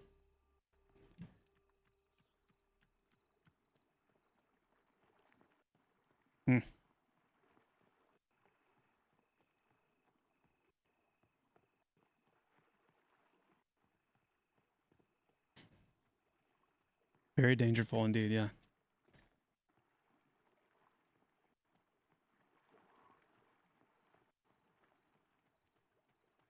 I need some mobs.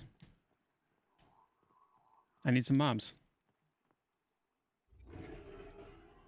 If I'm going to be server first, level 40, I mean, you got to pick up the pace a little bit, yeah?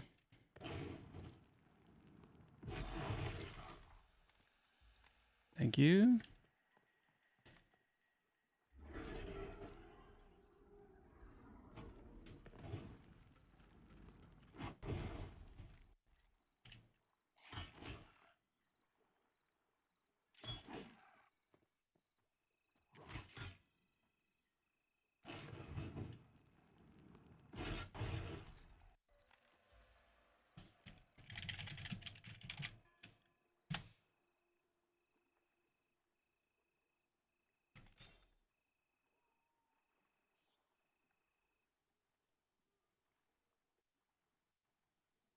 I'm not so much worried about this because this is busted anyway. What I am...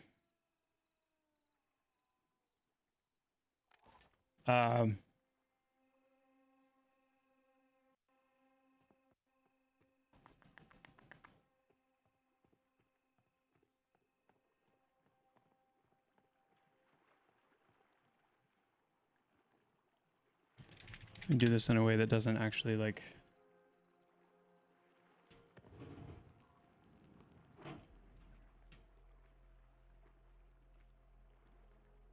Are you wanting to fight this?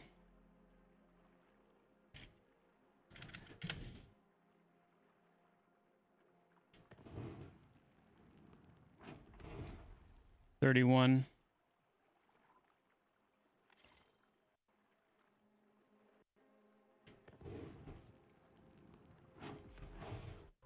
I mean, it's definitely working.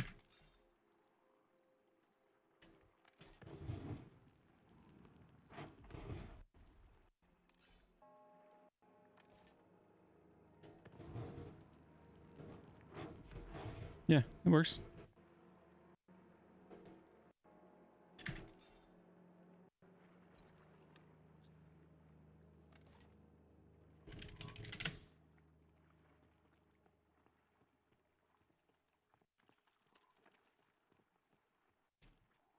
Target stall sounds so much better.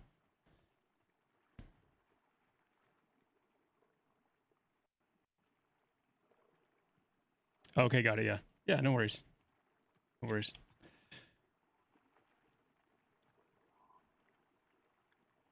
PL'd your druid to 12 catch up. I got some catching up to do. Okay. Okay.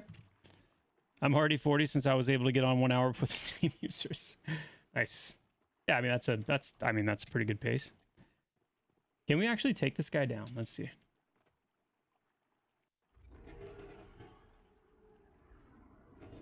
I do have buffs. How dare you?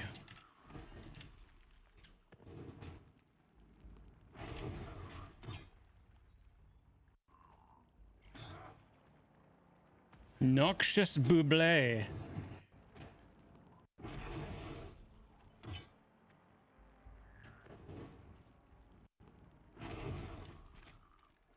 Yes, frog skin. The slimy skin of a frog.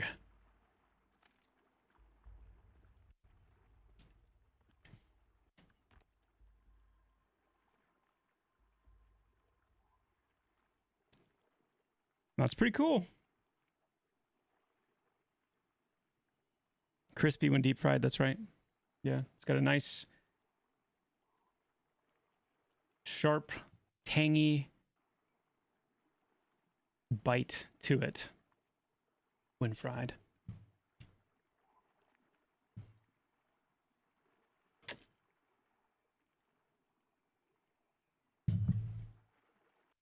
That is Shami.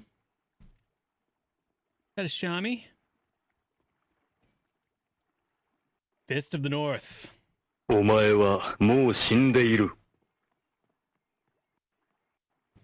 We got some more froglets over there. Let's see. Let's maybe frogs is kind of a good little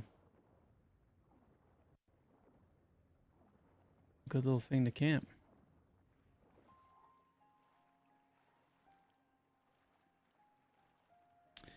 Mother, yeah, I saw that reported earlier. I actually fixed that earlier in the stream, so that should be good to go next patch.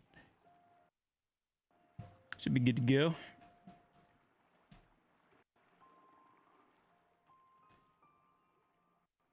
I don't think these guys are social. Let's roll.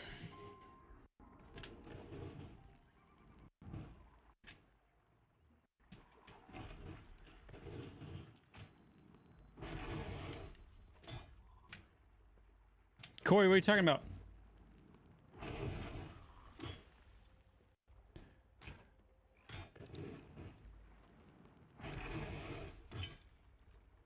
Oh.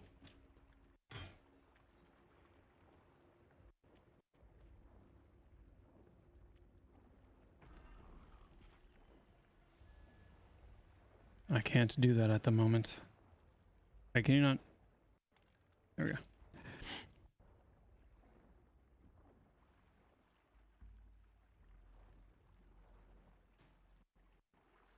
Corey, yes, as much as we can, yeah. Which isn't always as much as we would like.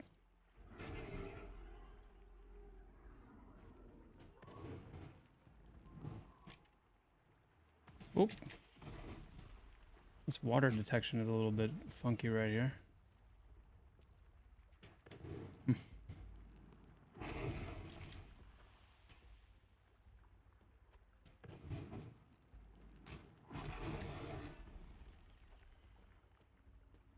Are any of the game devs, yourself included, actual players of any of these MMOs? Yeah. Yes, I am.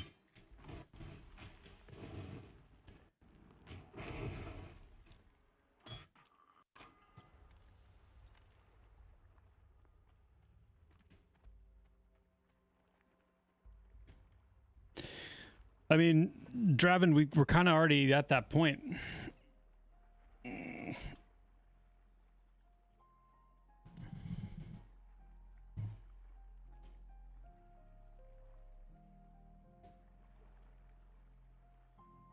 Plans for Wisdom Dex gear in the plate class of armor? Yeah, you should, as itemization continues to develop and get built out, you should find sources of what you're looking for pretty much with most of the different combinations, just not in like an optimal sense in most cases. So you'll have to kind of piece together various things to get what you're looking for.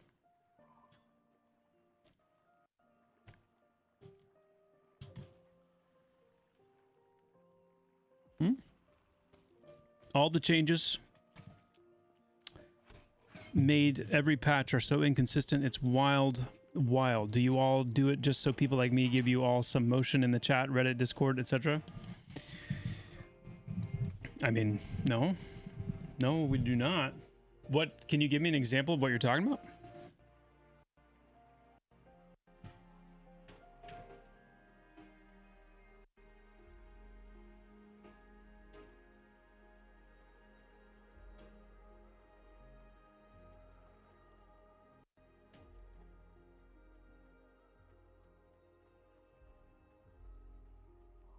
I don't think all press is good press, by the way. I don't personally agree with that.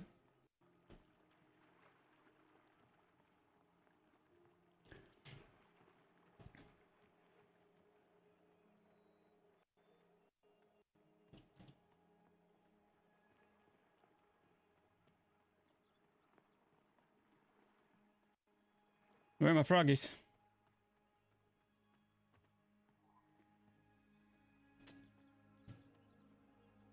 Man, we gotta fix these scorpions.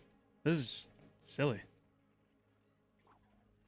Like, I don't understand.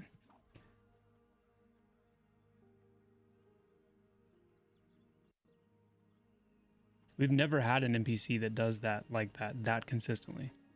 I'm not sure what it is specifically about those. Good for skill ups, yeah, that's fair.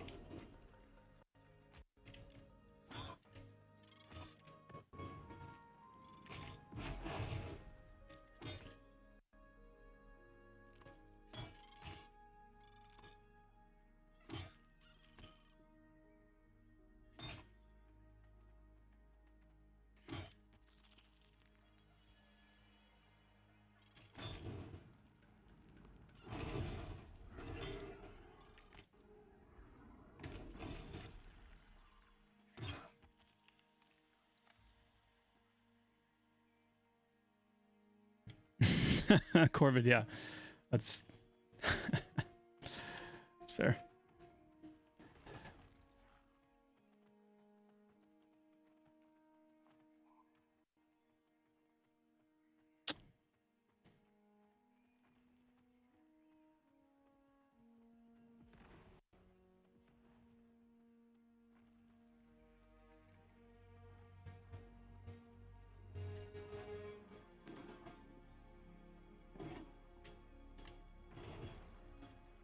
Holy Root Scout. Oh, here we go. Here we go. Here we go. All right.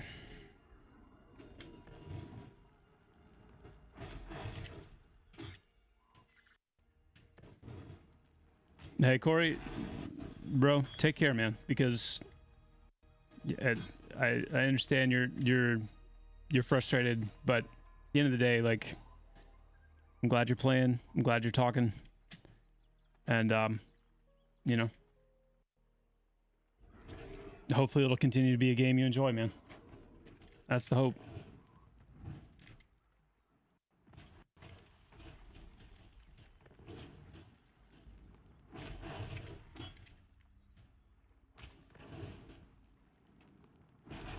Okay, I can bite off more than I can chew here. Okay, I think we're good. Dang! Druid is a primary, like, wisdom is the primary attribute for Druid, but intelligence is very helpful as well. So it's a strong secondary stat. Yeah.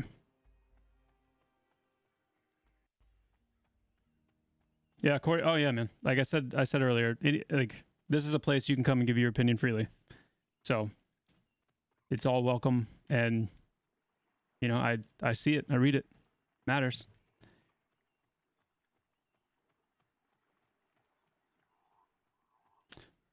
I didn't get anything at level 3 though, did I? No.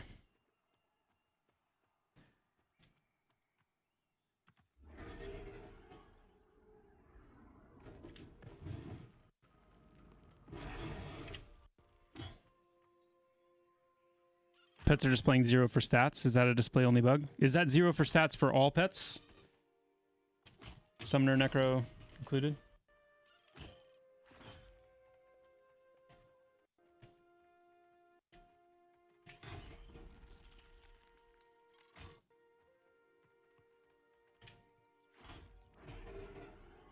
Okay.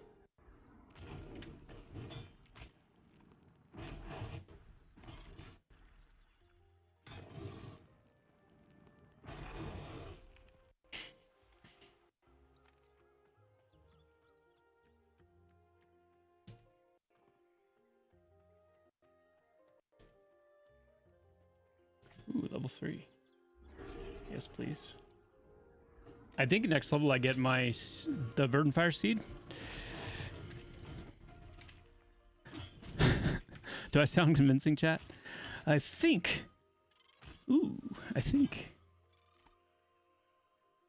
Verdant Fire Seed.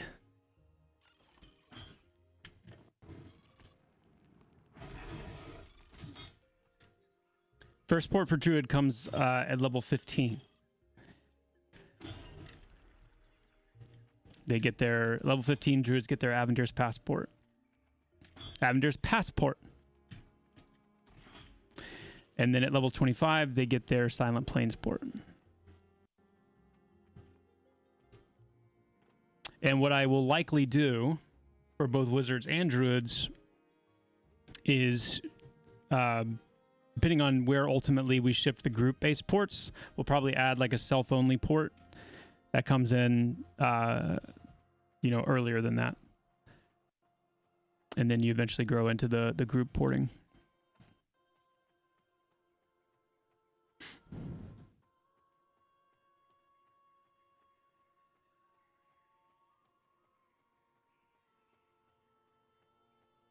What's up, Kyoden?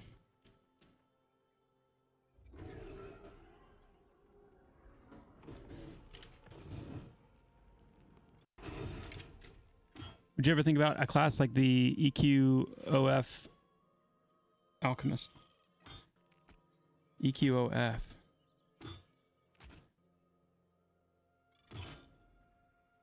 Is that different from EQOA?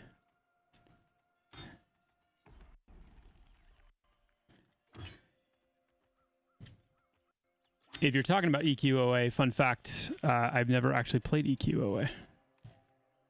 So I do not know what the Alchemist is. I don't know about you guys, whenever I play a class like a Druid that's like friendly with animals, I always feel bad killing them. But I don't think I'm going to hit server first level 40 if I don't, so, you know.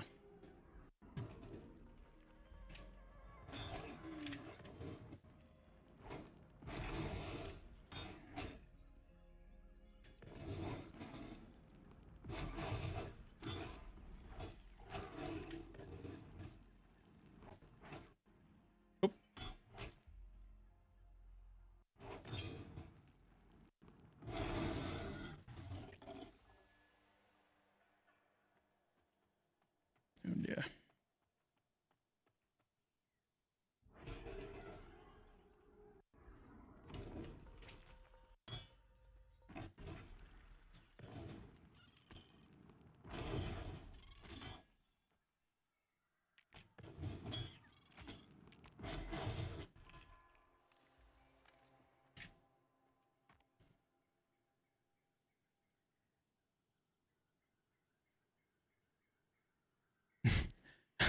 Run up to Tenair in Plane of Growth and say, I serve the will of Khazak-Thul. By the way, am I Tenair? I'm assuming Tunare is probably how a lot of people pronounce it. So, apologies. Apologies.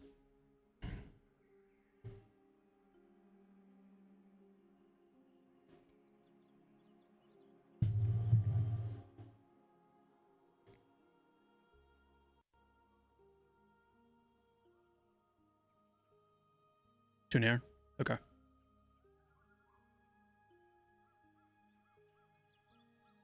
Tuna Air. Tuna Air. Okay.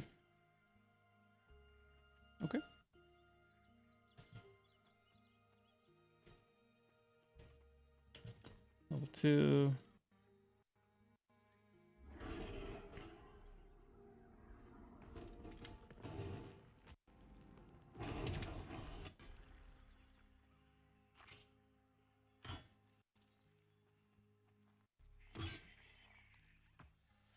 There's some loot.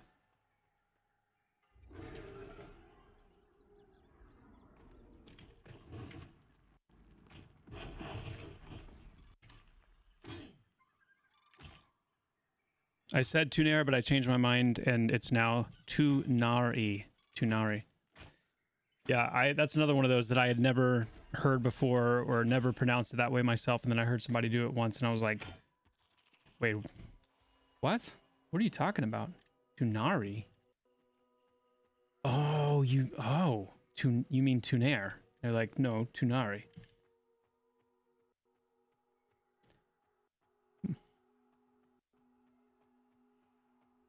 And so it goes. The last E is just too important. Yeah. That's fair. Oh, that's a little bit higher level than I am. I probably won't engage in combat with that creature.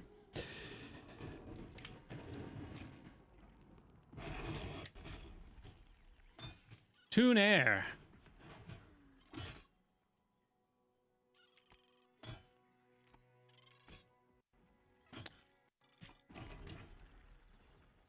Why are the elves around Wild's End named like they're from the planet Glopgluck? Well,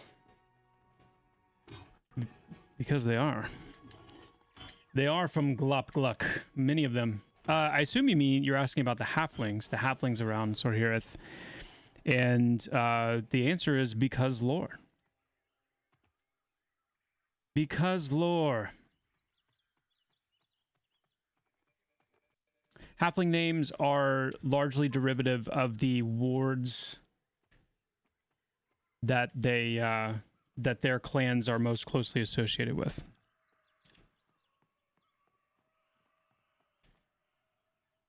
Which is why you see like a consistency in the endings of the names.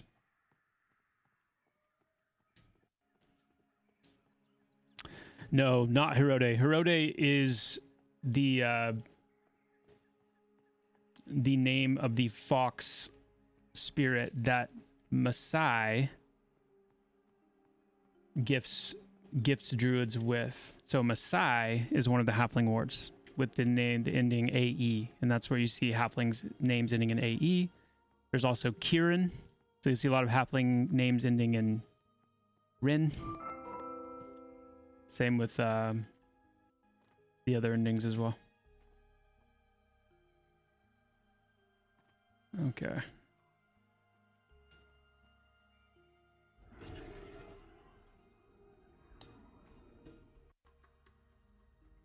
Okay.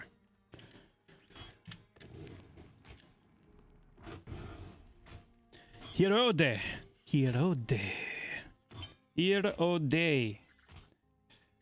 When do Rangers get Sow? I'll let you know soon.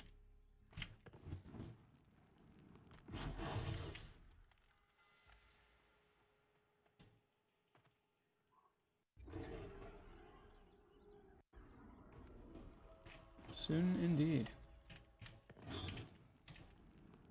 Ogre. Man, it's gonna be wild when we turn on like racial faction standing for like capital cities and stuff like this. Poor Ogren, or Ogren would be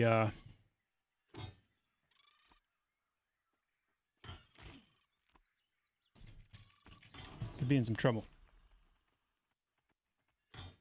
Get a swarm of halflings on you.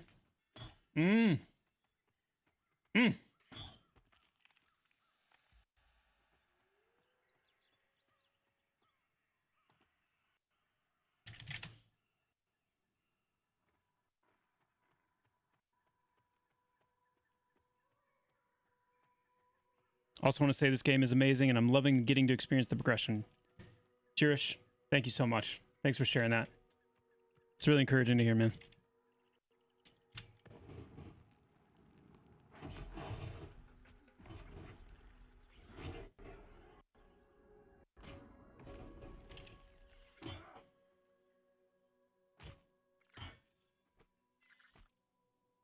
Yeah, having Unity 6 behind us, that transition and all the things that went with that, that's absolutely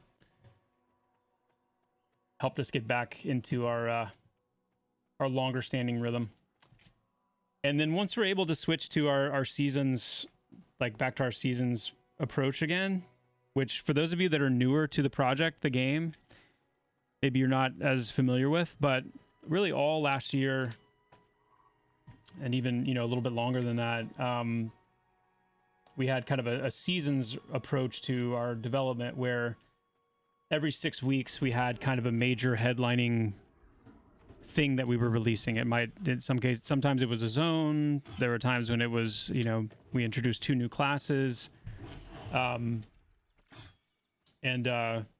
every 6 weeks we had, new thing that we put out. And it was great for us development wise because it gave us time to, build out the content, but then also gave us ample time to test things and kind of put things more through the ringer.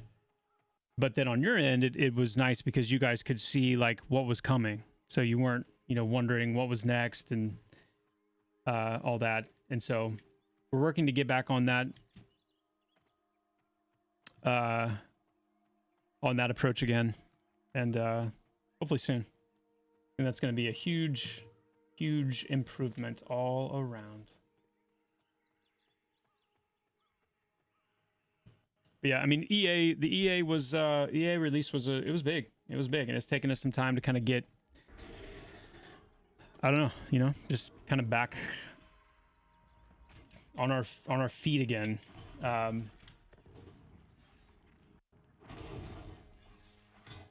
For sure. I left my buffs faded.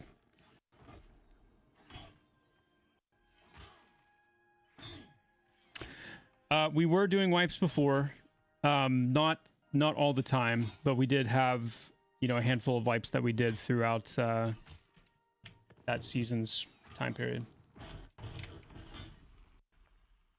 Yeah, that will include. There will be a roadmap, a public roadmap with that as well. Oh, this thing doesn't have a death animation or death loop.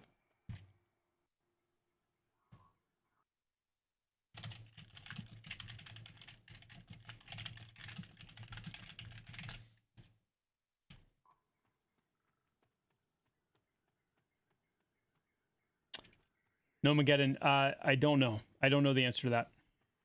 I'm not sure what the plan is there. Hello. Dude, I'm getting close to 4 here. It's getting a little spicy.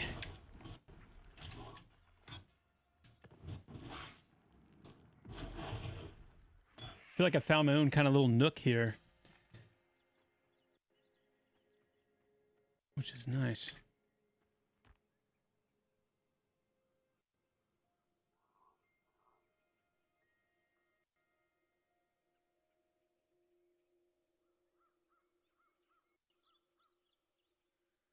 Knight Rider, yeah, right on. 100%. 100%. And that's, what's so interesting is in the last several weeks, there's been what seems like a very strong wave of sentiment towards, moving away from some of the aspects of the classical MMO experience that I personally think is what caused so many people initially to respond to and check this game out and really enjoy it. And I gotta say before, and I, try to couch this as heavily as I can with caveats that I could absolutely be wrong. I could be mistaken, but my perspective is that as we see numbers ebb and flow, that it's because we've not fully launched yet. And with an MMO, there's a lot of people that are fine to go hard on an MMO and then keep going hard on it and never, really let up. And then there's a lot of people that want to wait until it's fully out before they really take that dive. And I think the most important thing we can do in light of your comment, which I agree with, is let it be a confirmation that there's absolutely a market for a game that is, more unapologetic and embracing some of those classical elements, and let it be its own unique thing, specifically in the fact that it's not, caving to become more you know, more modern than it's meant to be. So yeah, that was a super encouraging thing to see. I mean, that was like the best, really the best thing about the whole experience was just seeing so many people be like, oh yeah, like this is really cool. Jeffrey, take care, man. Thanks so much for hanging out while you could. See you again. Hello, I have a question. A lot of EverQuest design were because of technical limitations. Regarding mob and named camping, WoW and follow-ups corrected a lot of EQ's flaws. Why Pantheon today decided to go back to some bad design just for the sake of nostalgia? Having flawed people because they are people, addressing issues such as mob camping and named mob camping seems so biased and frustrating. It was a bad design, but understandable back in time, 2025, I wonder. Sorry, just want to make sure I understand that sentence. Having flawed people because they are people addressing issues such as mob camping. Can you maybe reword that for me to make sure I understand that question? Or that point, that statement you're making?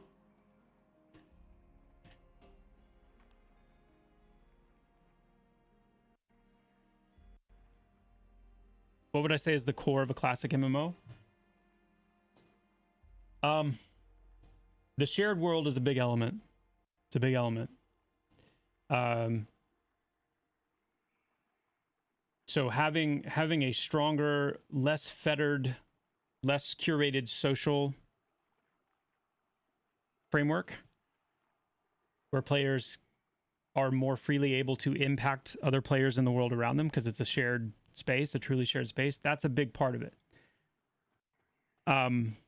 Which, you know, as we've seen of late in Pantheon specifically, that can lead to some toxic behavior, which is why, you know, a big thing that we're working through and kind of deciding right now is some of how we want to address that. And because I think there needs to be we need to have a response to that. And I'm kind of glossing over it. I could say more and kind of explain more what I mean, and maybe I will here in a second. But that's a big part of it. Having an element of like of some punishing difficulty and just like a sense of like the ability to fail hard, the ability to get lost, you know, the ability for things to be a little messy by design. I think those are things that kind of harken back to the magic of classic MMORPGs. A little bit of well-intended, well-placed, intentional jank here and there. You know, it's those things I think are part of what makes something feel classically spirited. Risk versus reward. That's why I'm so big on nonlinear itemization, for example. I hate spreadsheeted itemization and spreadsheeted numbers because they are part of a very clean, curated progression and feel. Whereas I think what made something like EQ so special is the fact that you could, you know, inspect any number of random people and it's not like, oh, I know exactly what they're going to be wearing because they're this level. You know what I mean? Just because they're level 30, I can kind of pre-warm a relatively accurate guess of what they are equipped with because the itemization is set up in a way where it's like very linear. I don't like that. So I think, you know, I'm not saying spreadsheets are bad, but I'm just saying that when they lead to linearity, when they lead to a linear experience, I think that's bad. Or at least I shouldn't say it's objectively bad. I'm just I don't think that captures the classical spirit very well.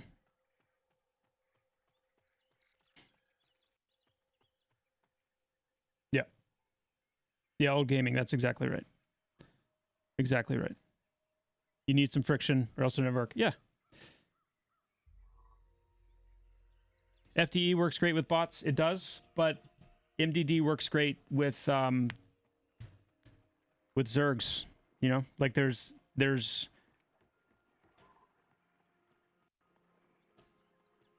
you know a negative situation on both sides. Like and that can't really be helped, which is why, you know, what I am pushing for, where I land on this is here,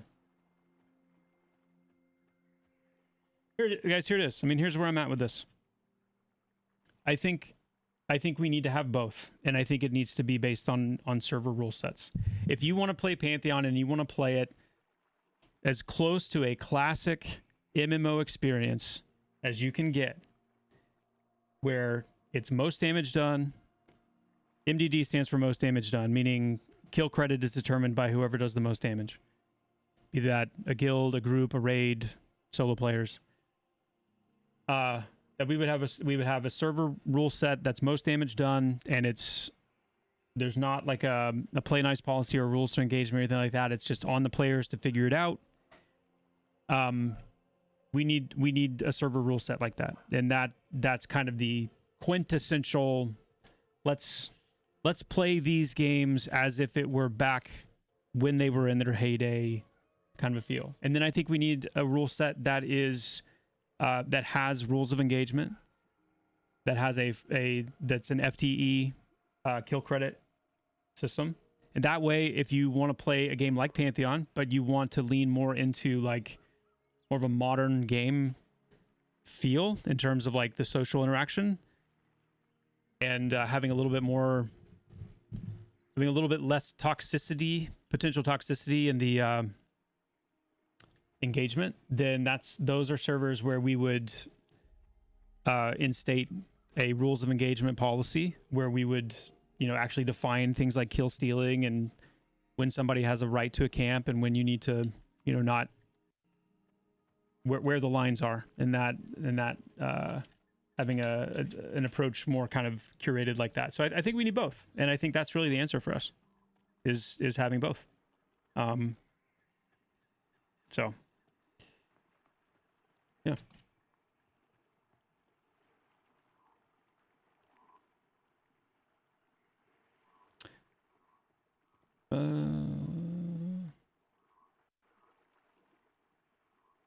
Would combining FTE with MDD be too difficult?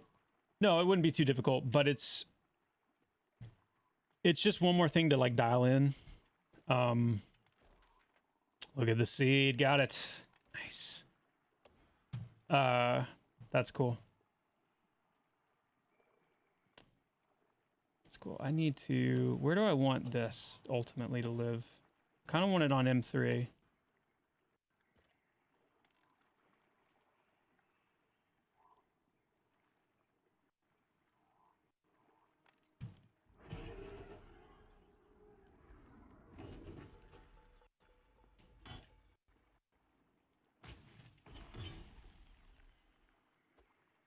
Feels good.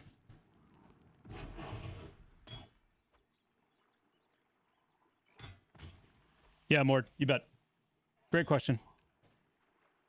And I think we need to make a stance in a formal kind of, you know, communication on this sooner rather than later. Because I know there's a lot of people in the community that are like, are you guys, like, is this getting through? Like, are you guys aware, you know, of this? And we are absolutely. So hopefully we'll be able to make like a kind of that formal statement soon, and then that'll be a cue for me to be able to come in on stream and really like get down into the nuts and bolts. I could do it now, but it would be good form to, you know, wait until we do that more formally. On Dark Trade in Wild Zen, when you get off the elevator and go left, there's scorpions and poppy wigs that are evading. Yeah, man. It's poppy wigs too, so I don't know. We're gonna need someone like Kyle or Steve to really get in there and like figure it out. Because I have tried and I cannot see anything That's an obvious issue. Whoa, sorry.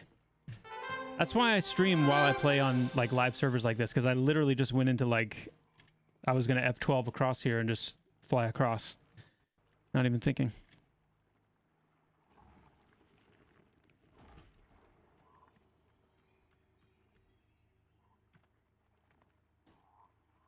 All right.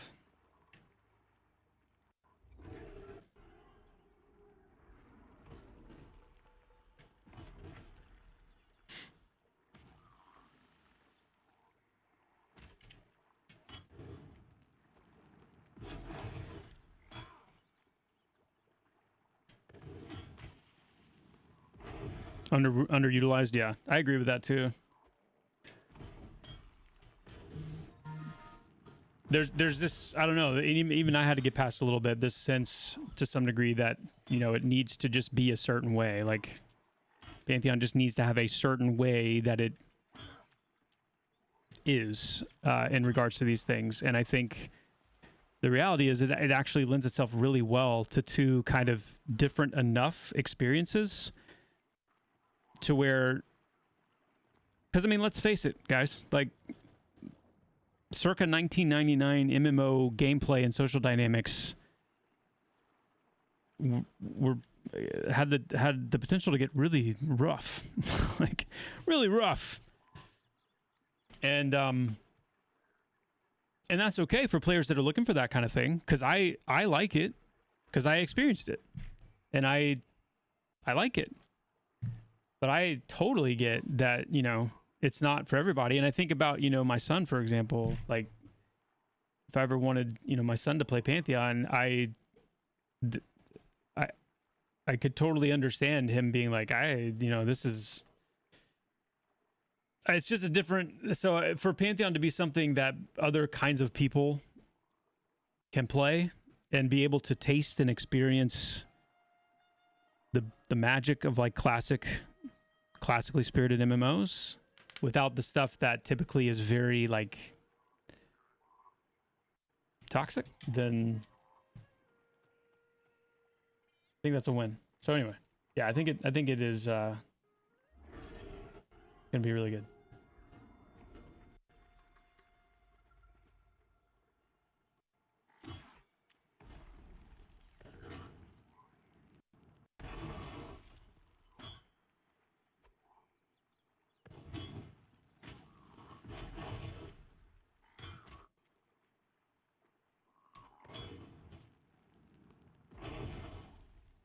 $29 cleric buffs at the left near bank for a short time. Woo!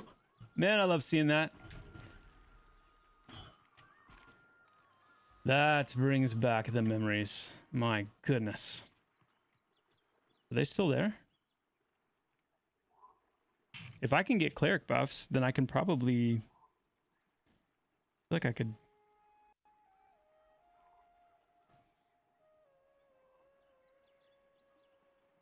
Tillweed.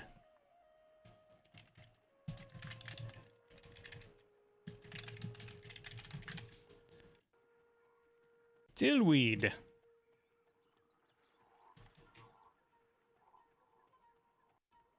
Oh, snap.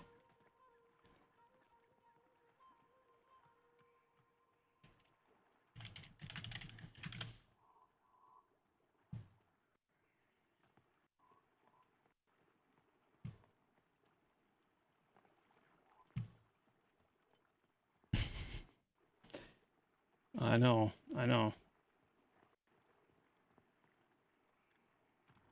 But I don't know. I figure if it's something that can compete potentially, like even come close to competing with the stranglehold that something like Fortnite can have, then I'll take it.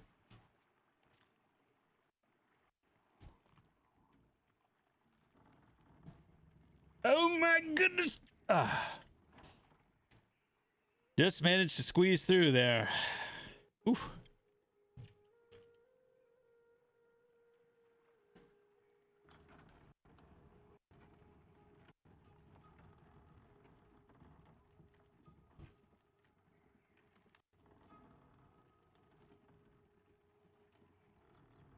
Hmm.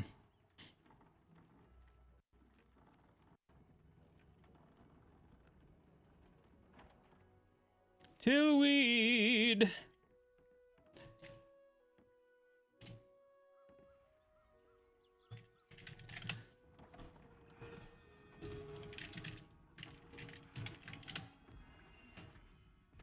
Oh my goodness, the power. The power surging, coursing. Woo! Oh yeah.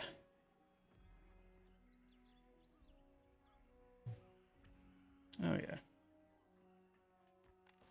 Actually, while I'm up here, what do I get at does anybody have sow? Anybody have sow yet? Oh.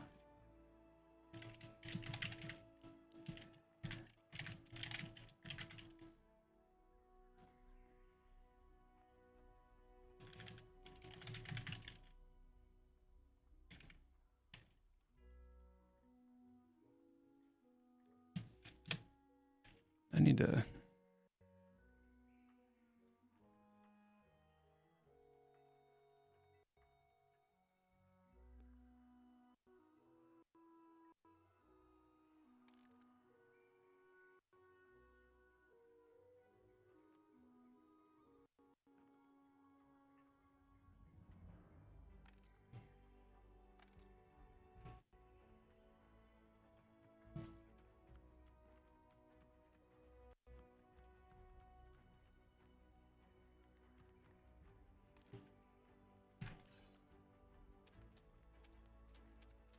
All right, let's sell. I am not paying attention at all to any. A flawless lynx pelt is a quest item.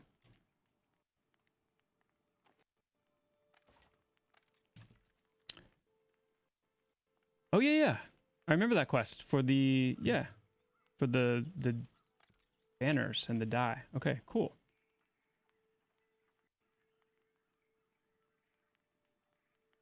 And I thought this, I didn't realize this was actually a bag. I thought this was just like a coin purse. Or like yeah, like the kind of stuff that foragers drop where you can just forget what they're called.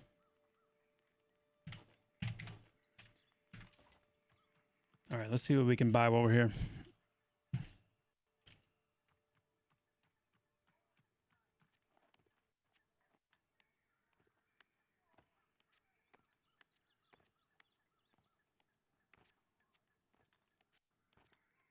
I'm not personally looking at EA population positively or negatively. Too many variables. Baldur's Gate 3 swung from 1K to 40K at patches to 1K again, then popped almost 1 million peak. Yeah, it is absolutely the case. The numbers swing wildly. EA is just a different beast. Leaf skin at 5. Nice. That's my ACHP buff. Got 5 silver. So technically, I could go ahead and get leaf skin. Can I get beehive? Yes, oh, yes, I can. 3 copper. Beautiful. One sec, chat.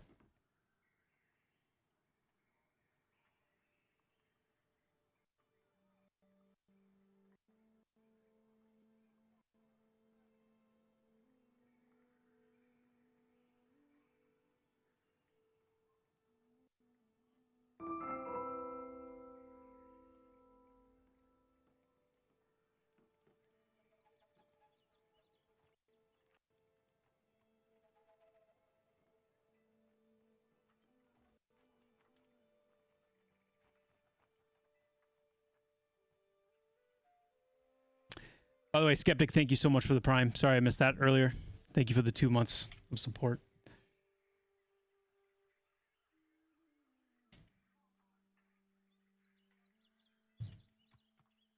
Hoping to pick this up on Steam as an early birthday gift to myself. Do the druids have any porting abilities as part of their utility kit? They do.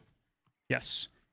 Right now they currently have 2 ports, and those ports are group ports.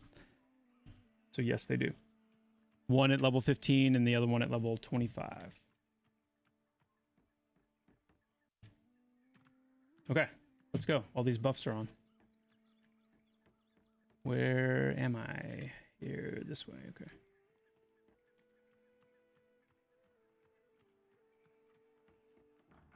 No. Oh my dear. Ah. Oh my dear.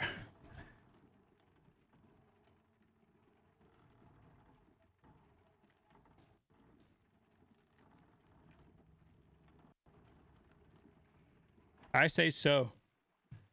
Sometimes I say sow. I don't know. It's one of those weird ones where I feel like I do both.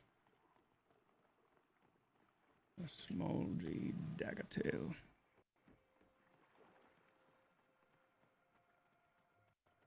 How does Druid get mana back? They get mana back right now by meditating, by resting. You look like you... Nice.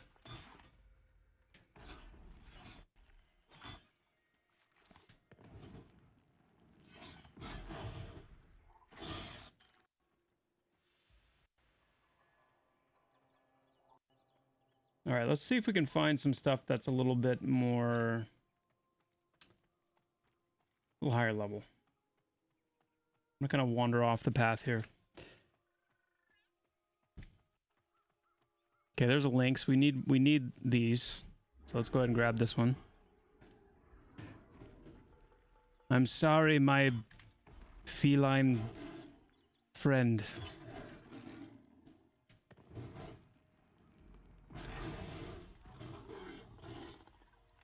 Oh my. Nobody saw that.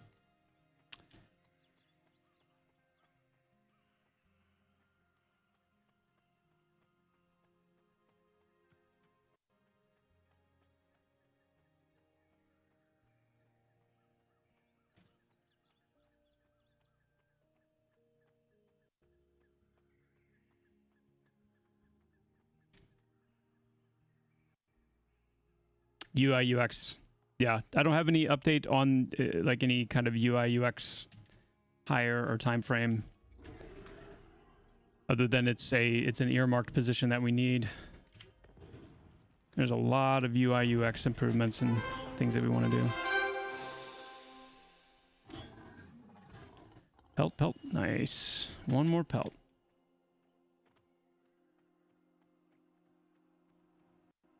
Okay, these foxes are a little higher level, right? Yeah.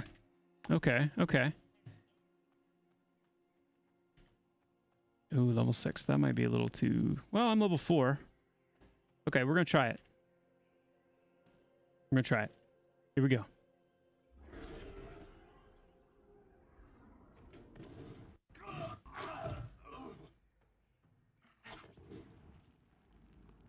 Okay.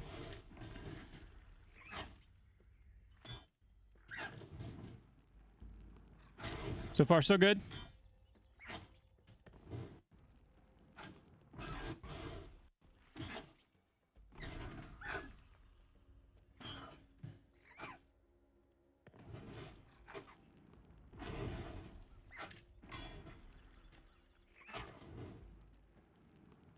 Yeah, we got this. We got this.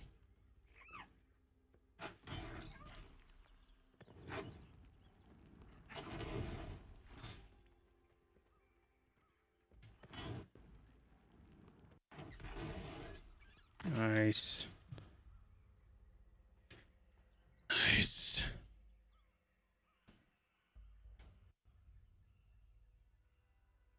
Corso, thank you so much for the prime. Appreciate that.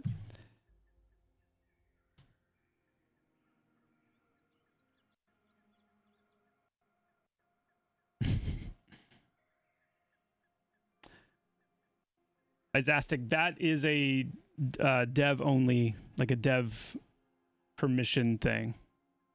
That's why I can see the name, the levels.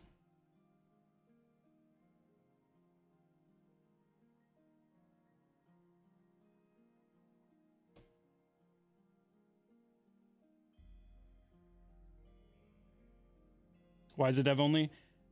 Just to kind of, you know, it's one of those things where we've tried it different ways, the last time we had levels visible to players, the overwhelming feedback at the time was that it felt like it took away some of the mystery, took away some of the cautiousness in needing to get close enough to an NPC to actually consider it, to know, you know, what level it was and things like that. So it generally just kind of removed a little bit of that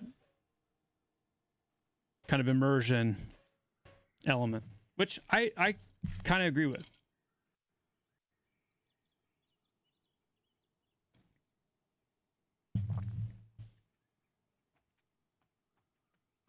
All right, let's keep rolling here. I'm excited to get leaf skin. Oh, let's see if we can get our last pelt.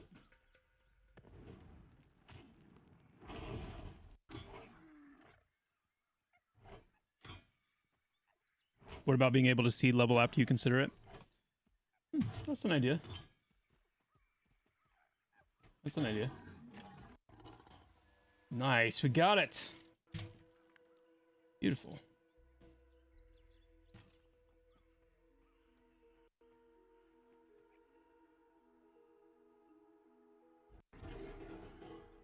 I'm wondering if anybody has room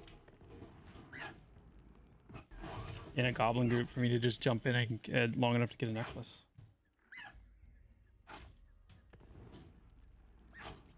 Now that I've got Verdenfire Seed, I feel like I could contribute reasonably well in a group.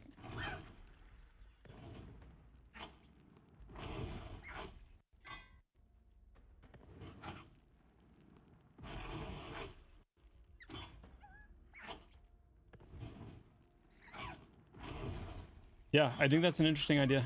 I'm actually going to make a quick note of that so I don't forget.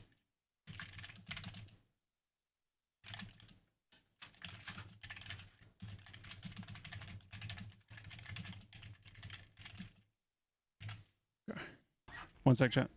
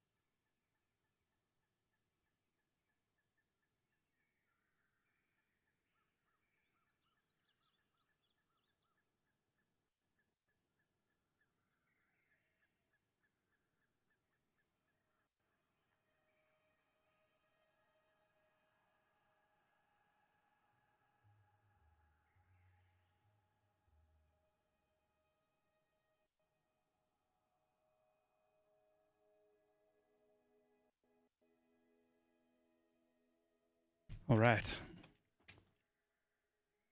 Yo, Rain. Good to see you. Halfling Druid for the win. Yes, indeed.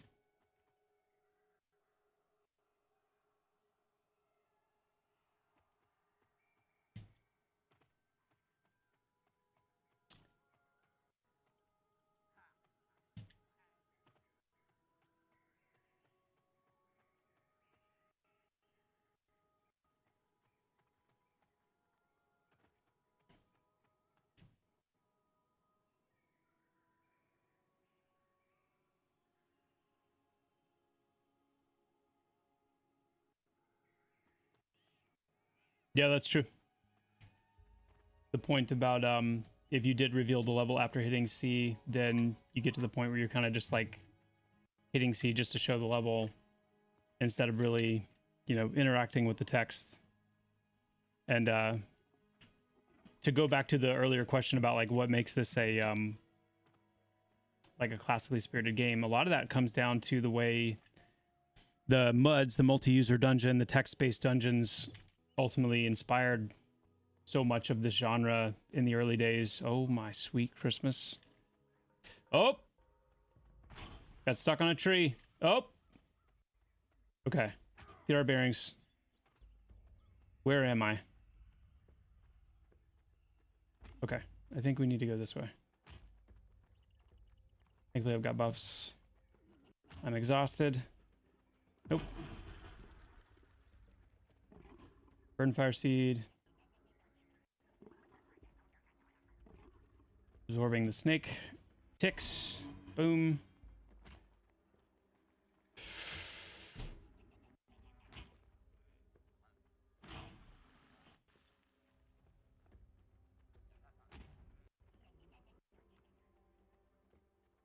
Okay.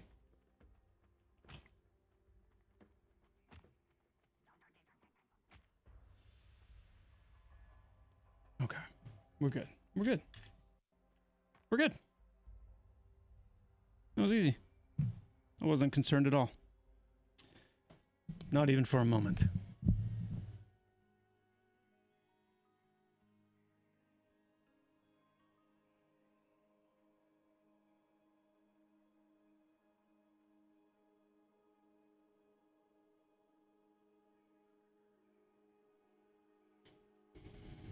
Well, Burgo, so there was plans for, and still tentatively plans for, a manually, like a manual aiming system. And originally it was for the Ranger Silent Arrow, where you could activate it and go into essentially kind of a manual aiming mode, either third person over the shoulder or first person, and then basically hit a shot that would, the way I understood it, you know, based on the anchor point on the target being like head, chest, hands, legs, you know, which is what we use currently right now to map like where the visual effects show up, or when you cast like a debuff or a spell on something, whether it kind of orients towards the head or the chest or various things. And there potentially being, you know, some gameplay there. And it's still on the table. I've grown less and less convinced that it's something we're going to utilize enough to really warrant it. Even though I love the fact that we could do it, and I think it'd be a really cool, kind of unique thing about our game. But that's not always the best reason to do something, and I'm not sure if it's would see enough use.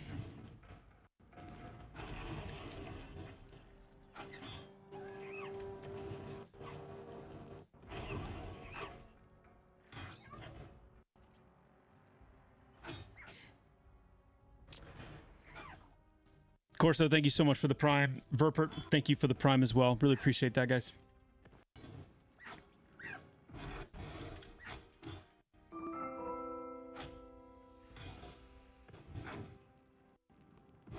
We consider ground target? Yeah, we already have some ground targeting things. I'd like to have more. I'd like to kind of clean up the way that all functions too. Just make it a little smoother. That's so cool. Look at that. Another thing I definitely want is have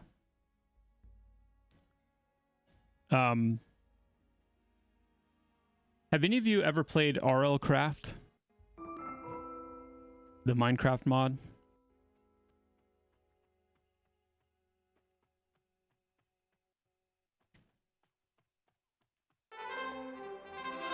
Heck yeah. Nice. So I'd love to be able to zoom in. I'd love to be able to zoom in from a distance, either through like an item that you can have, like a telescope type item or something.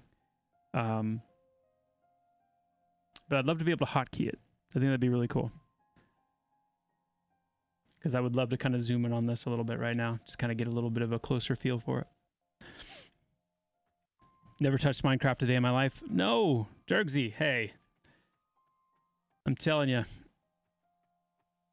There was a moment, I used to play Minecraft, you know, pretty consistently back in college. And there was a moment where I was like, it was kind of the game I was no-lifing, and because I was just enthralled and fascinated with like just building and like building crazy. I mean, I remember working on this massive castle, like so far. I never finished it. I never even came close to finishing it because it was just so wildly massive. But I remember back then thinking, I'm loving building this, but ultimately I can feel myself kind of slipping, like my interest and my commitment to building it out slipping away, because it's never going to be attacked. I'm never going to need to defend it. You know, there's never going to be any way to actually interact with this. And I remember back then thinking, man, if somebody took like this Minecraft experience, and then there were actually like NPCs and, you know, things that were hunting you and big things that were like really hard to kill, that, you know, were kind of these big bosses that you had to like work up to, and there was experience gain and levels and like skills and all this stuff, it would be like, this would be like the perfect game. This would be like the be all end all. I remember thinking that back then. But anyway, if you are somebody that plays and enjoys Minecraft, the RL Craft mod is so good, so hard, and really rewarding. I don't have like the time to play it like I would want, and so I've not like progressed in it really all that far at all. But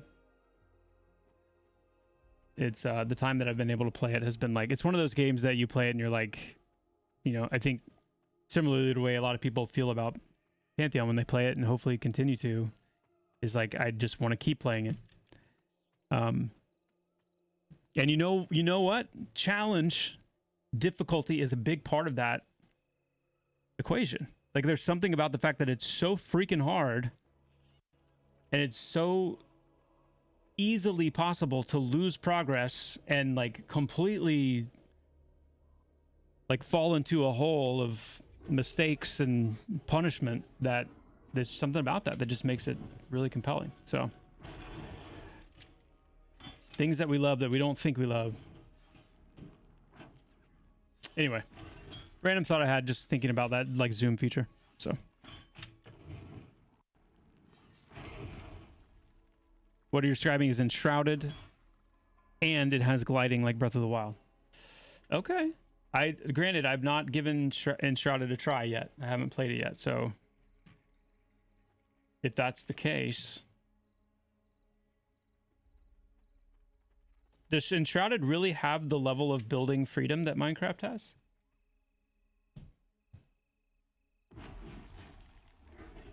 Okay, this key binding thing's gonna,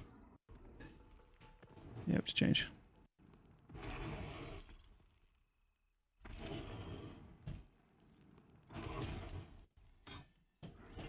Nope.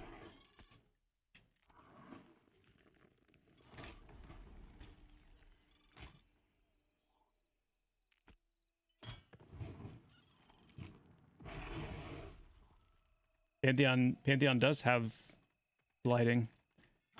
Pantheon does have gliding. Pantheon will have even better gliding eventually.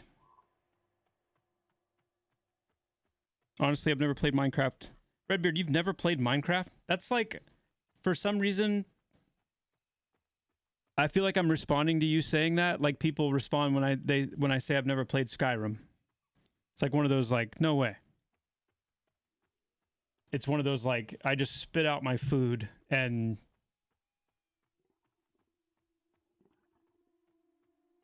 you know? You've really never played Minecraft? What? I think Minecraft gets a reputation, understandably, for being, you know, a game that is for a younger audience, but Man, some of the mods, like again, especially like RL Craft and things like that, they're so good. If you like RPGs, if you like, you know, survival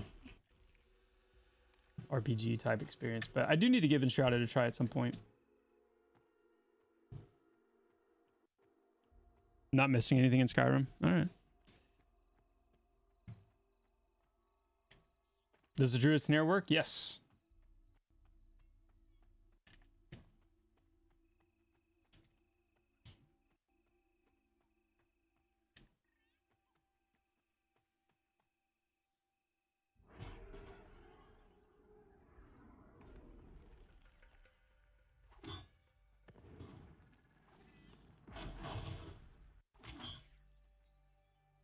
I have not considered that. The Josha. That's a cool idea, though. Getting revenge on the target that killed you to kind of get an experience bonus as a way to get a little bit of experience back if you can track them down. Maybe they have like a buff on them or something that lets you know that this is the mob. That's an interesting idea.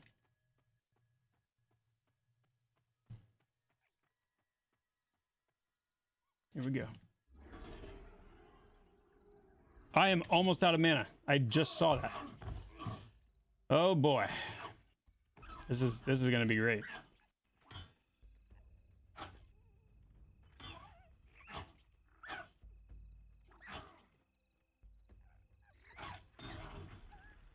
I'm pretty sure I'm gonna be able to win with these buffs that I have. Like, what is this? Oh yeah, Awaken Honor. So this is like, give me a ton of HP. Symbol line, so that's +3. It's gonna take a while.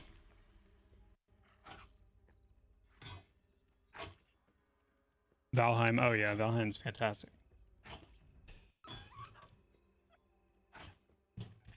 Yeah, the Thicket Shade Foxes are not social.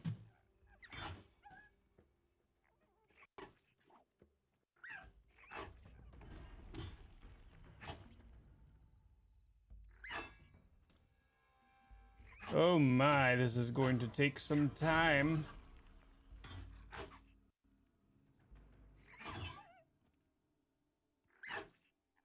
Oh yeah, I forgot my technique. No. Oh no.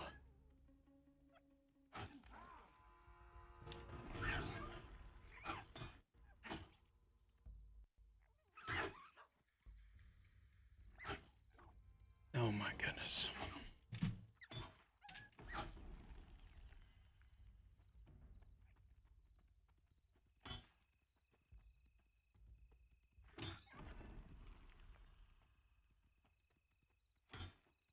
Oh my goodness.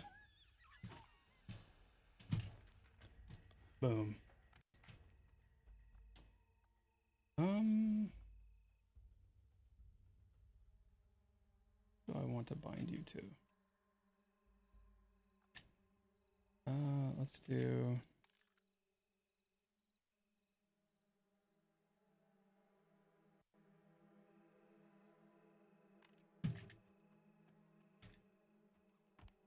I have really weird key bindings, by the way, so don't know what to tell you. There is a lot to be excited about, Slug. I agree. I agree.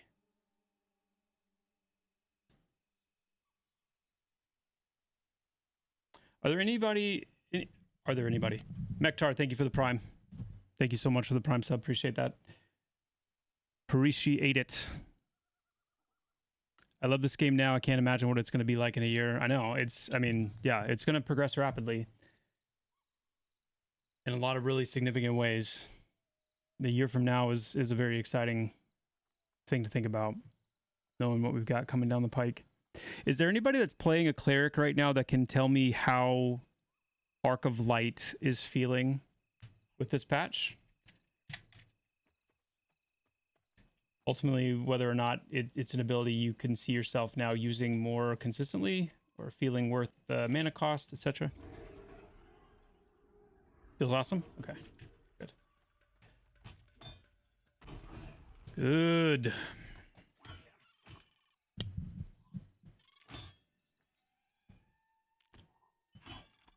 Oh, you're talking about the hat? Yeah, it's a little different. Arclight feels solid. Good. Good.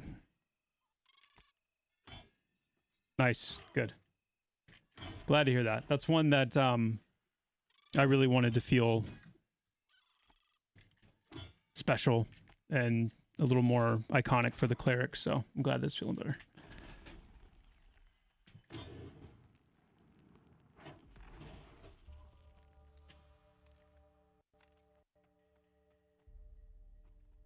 I wonder how much experience the pelt quest would give me, if it would be worth going back and turning it in. It's amazing at 33? Nice.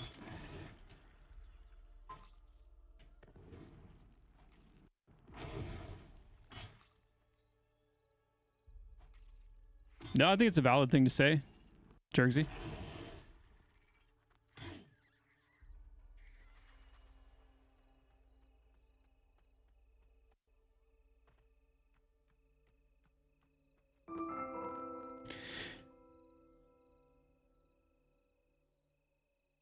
Not yet, Bullet. And I'm not sure what the plan is there or the time frame.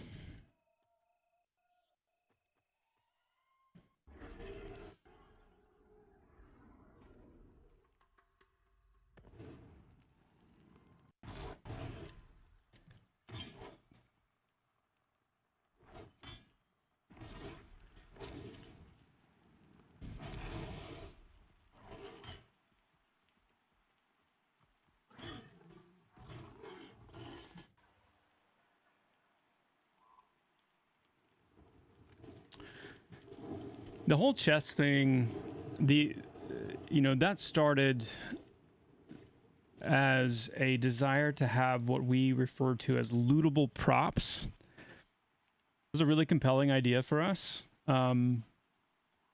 If you imagine, running around the world like these goblin camps and, there's stuff, items, things just kind of placed and sitting in the camps, on the ground, on barrels, bone piles to rummage through, things like that, where there's just lootable props. There are just items that exist that can be picked up and looted in the world. You think of it in terms of like a bandit camp or, like a village or something where, you might find a sword rack with a sword that has spawned on it that you can actually just go over and pick up, take it. Very similar to like, an Elder Scrolls title where there's just stuff that you can pick up. That's where kind of the idea originated, or the beginnings of kind of the idea. And there's not a whole lot of that exists in the world. And the idea was most of the time they would be mundane things. Most of the time they would be, rusty sword or, something that's very generic and whatever. But the thought was it would be cool if there was a very small chance that there could be something much more significant that could spawn there. And so you're kind of always interested and incentivized in kind of looking in the tents and rummaging around in things just to see. However, the problem clearly trends towards becoming players finding and camping these areas in hopes that something powerful will spawn. And so one of the things that we need to do is figure out, like, because I really like the idea of this system. I like the idea because it adds some depth to the world and exploration, and that's a huge thing for me. But I obviously don't want it to be the kind of thing, hey, armor, where you get into kind of what you get into now with players just, perma-camping different spots.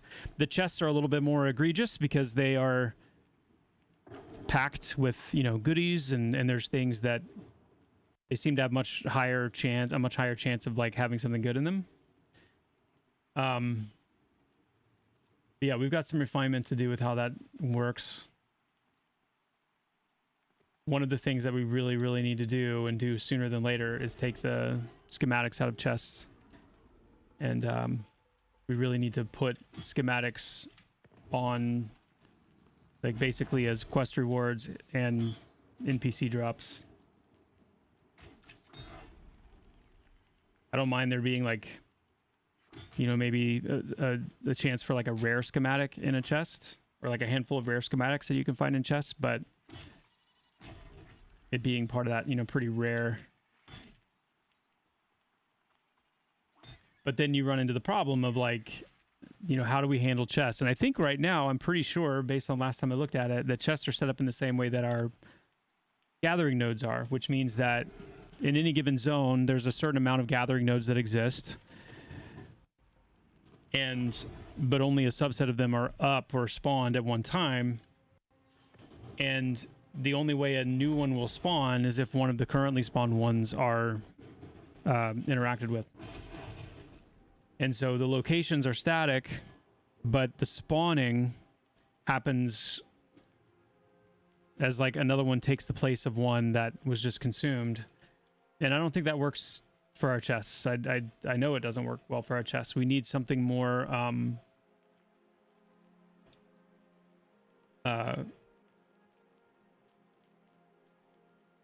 either like a forced spawn mechanic for chests, or for the chests that we want players to find organically through exploration. I think, you know, potentially having chests be like a rare NPC, where it's like it just every so often it has a chance, there's like a tick and it has a chance of spawning, but you know, you don't know what that chance is, and you don't really know ever when it will spawn. And so I don't know, but I'm wondering if that will be enough of a deterrent from just permacamping, sitting and permacamping.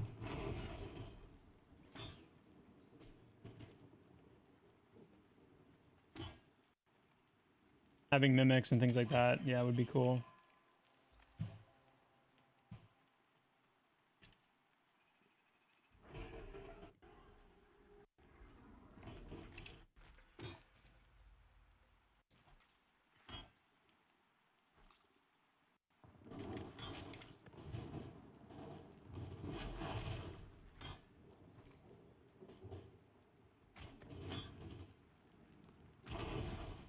Paper bag, the conversion ratio for haste rating to haste percent did get a nerf, so that's probably why you're seeing the changes to haste on the paper doll.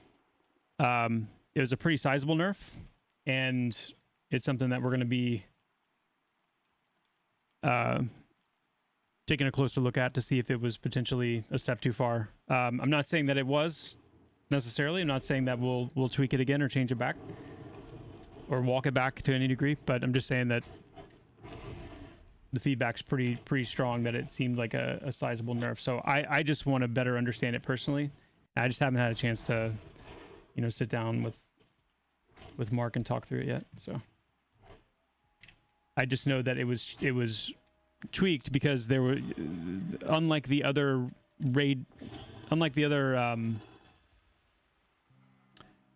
rating to percent conversions for things like hit and crit and parry and dodge and all that stuff, haste was giving a much larger conversion towards haste percent than anything else was.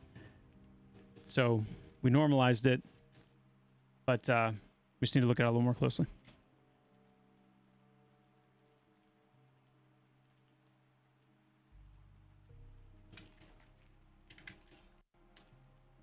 Leaf skin, here we come. Kyoden, no. Player animations are definitely not final. There's still more to come. Oh yeah, I can't use it yet.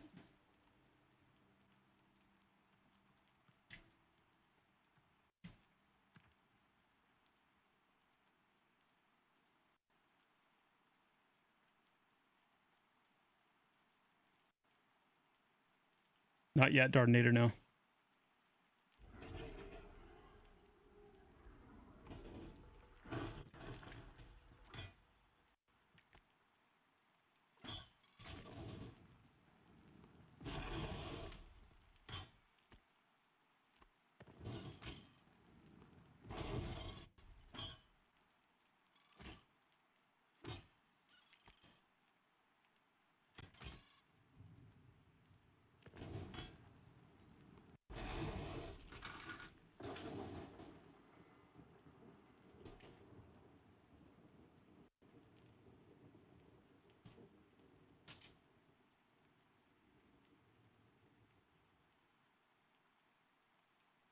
Animated in reverse. I don't know. I don't see that on my end. Like a month ago on stream, it was mentioned Rangers were going to eventually get a toned down version of SAO to avoid homogenization. Could this sort of buff be radius based around the caster rather than a direct cast on party? Yeah, very likely. That is a goal. The Rangers aren't meant to be like a derivative druid, so they are meant to have some nature based magic, and I personally would like to see them have a little bit of a distinct kind of a movement speed buff than just a straight up Spirit of the Wolf like druids get. So it's likely that it could look something like that, and you know, the aura based speed buff is an interesting take. We'll see. We shall see. Team morale is high. Oh heck yeah. Yes. Yep.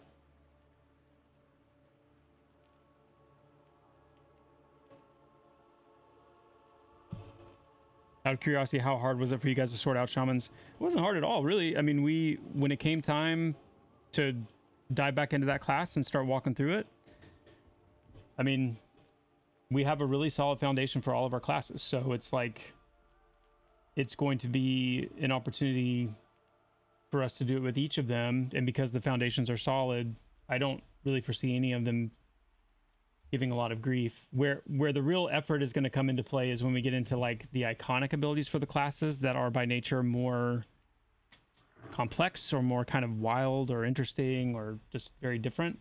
But that's not part of, you know, kind of filling out the rest of the baseline 1 to 40 abilities like we did for Shaman and Druid, and now doing for Cleric. So no, I anticipate them all to go pretty well.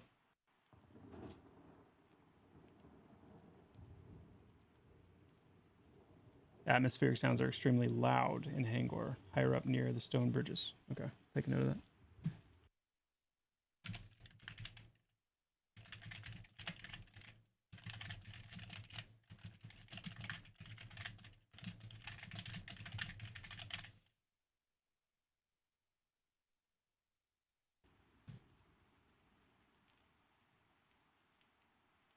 Stuff with your logic and stuff I didn't think about.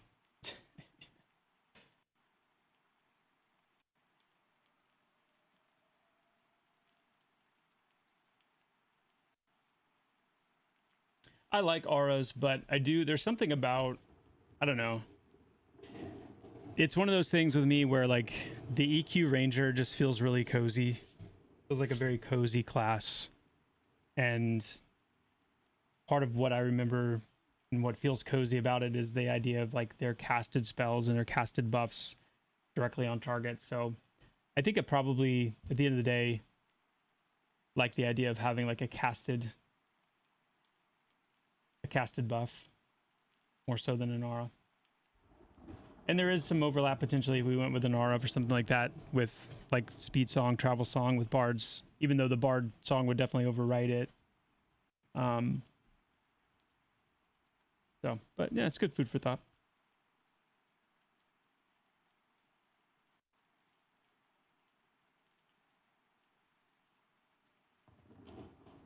Oh yes, Slug. No, I know. And I think about that often, and I am reminded of that often. And I'm the same way, and I've been the same way before on different games. So yeah, I get that. I do. How do you feel about updating buffs if in a group to be group wide? So Funk, right now, and you'll see this with the Shaman, you'll see it with the Druid, you'll see it with the Cleric, and more as we move along. Right now, when you hit level 30, any spell that you get that's level 30 or above, that's a buff or like, you know, meant to be something that you're casting on group members or whatever, like buffs, those become group wide buffs once they are level 30 or above. So we're handling it as part of like a progression in power, if you will, or progression in ability as your character. Once you get to that level and start getting abilities that level and above, they become group-based effects. You can still cast them on single targets out of group, but they become also able to be cast on your whole group if you target yourself or someone in your group when you cast it. And the nighttime rain visuals in this zone are really nice. I'm really digging it. Do I have everything?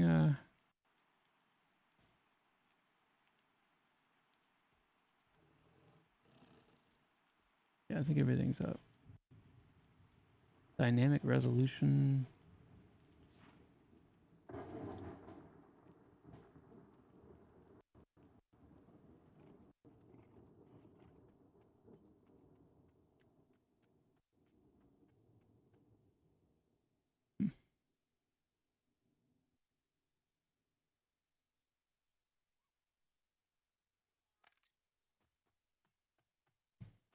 Yeah.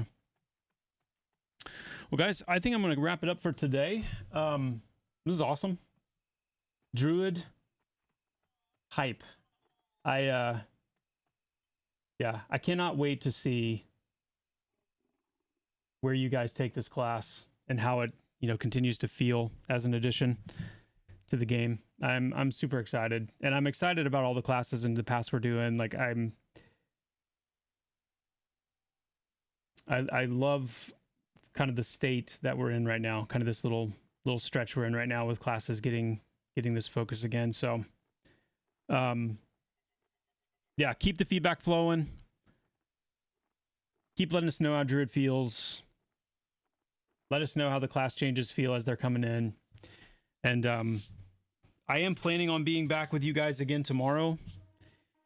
And we'll do a little bit more checking in on Druid stuff. We'll see, kind of how far you guys have progressed between now and then. And then we'll dive back into some of the other general depth stuff and whatnot. But I think that's a good stopping point for today. Guys, thank you for all of the follows, the subs, the continued support on the channel, continued support for the game. It's yeah, it is very much a group effort, and the support that you guys bring is absolutely a crucial part of that effort. So thank you all so much, truly. And yeah, we'll be back soon. Let me find somebody who we can raid, and then we will do our best to thoroughly overwhelm them. Let's see. Oh, and if you were here yesterday for yesterday's stream, I'm going to try today to not prematurely raid. Yesterday, I did not mean to raid to like send you guys on through as quickly as I did. So I'm sure it did not matter or phase anyone, but just wanted to make that statement. Try not to show how much of a amateur streamer I actually am this time. So here's hoping. Let's see. Who we gonna hit?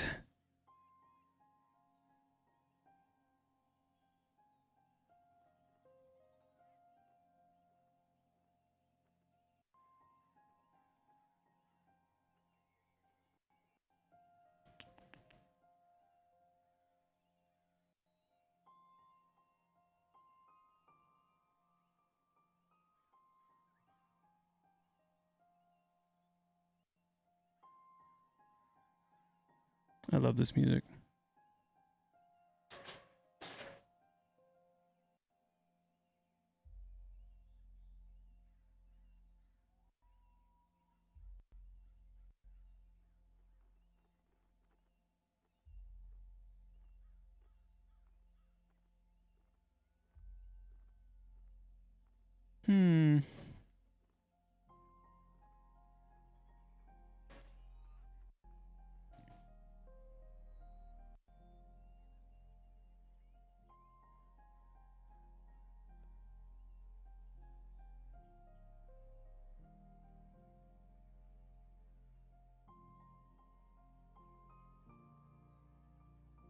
Okay.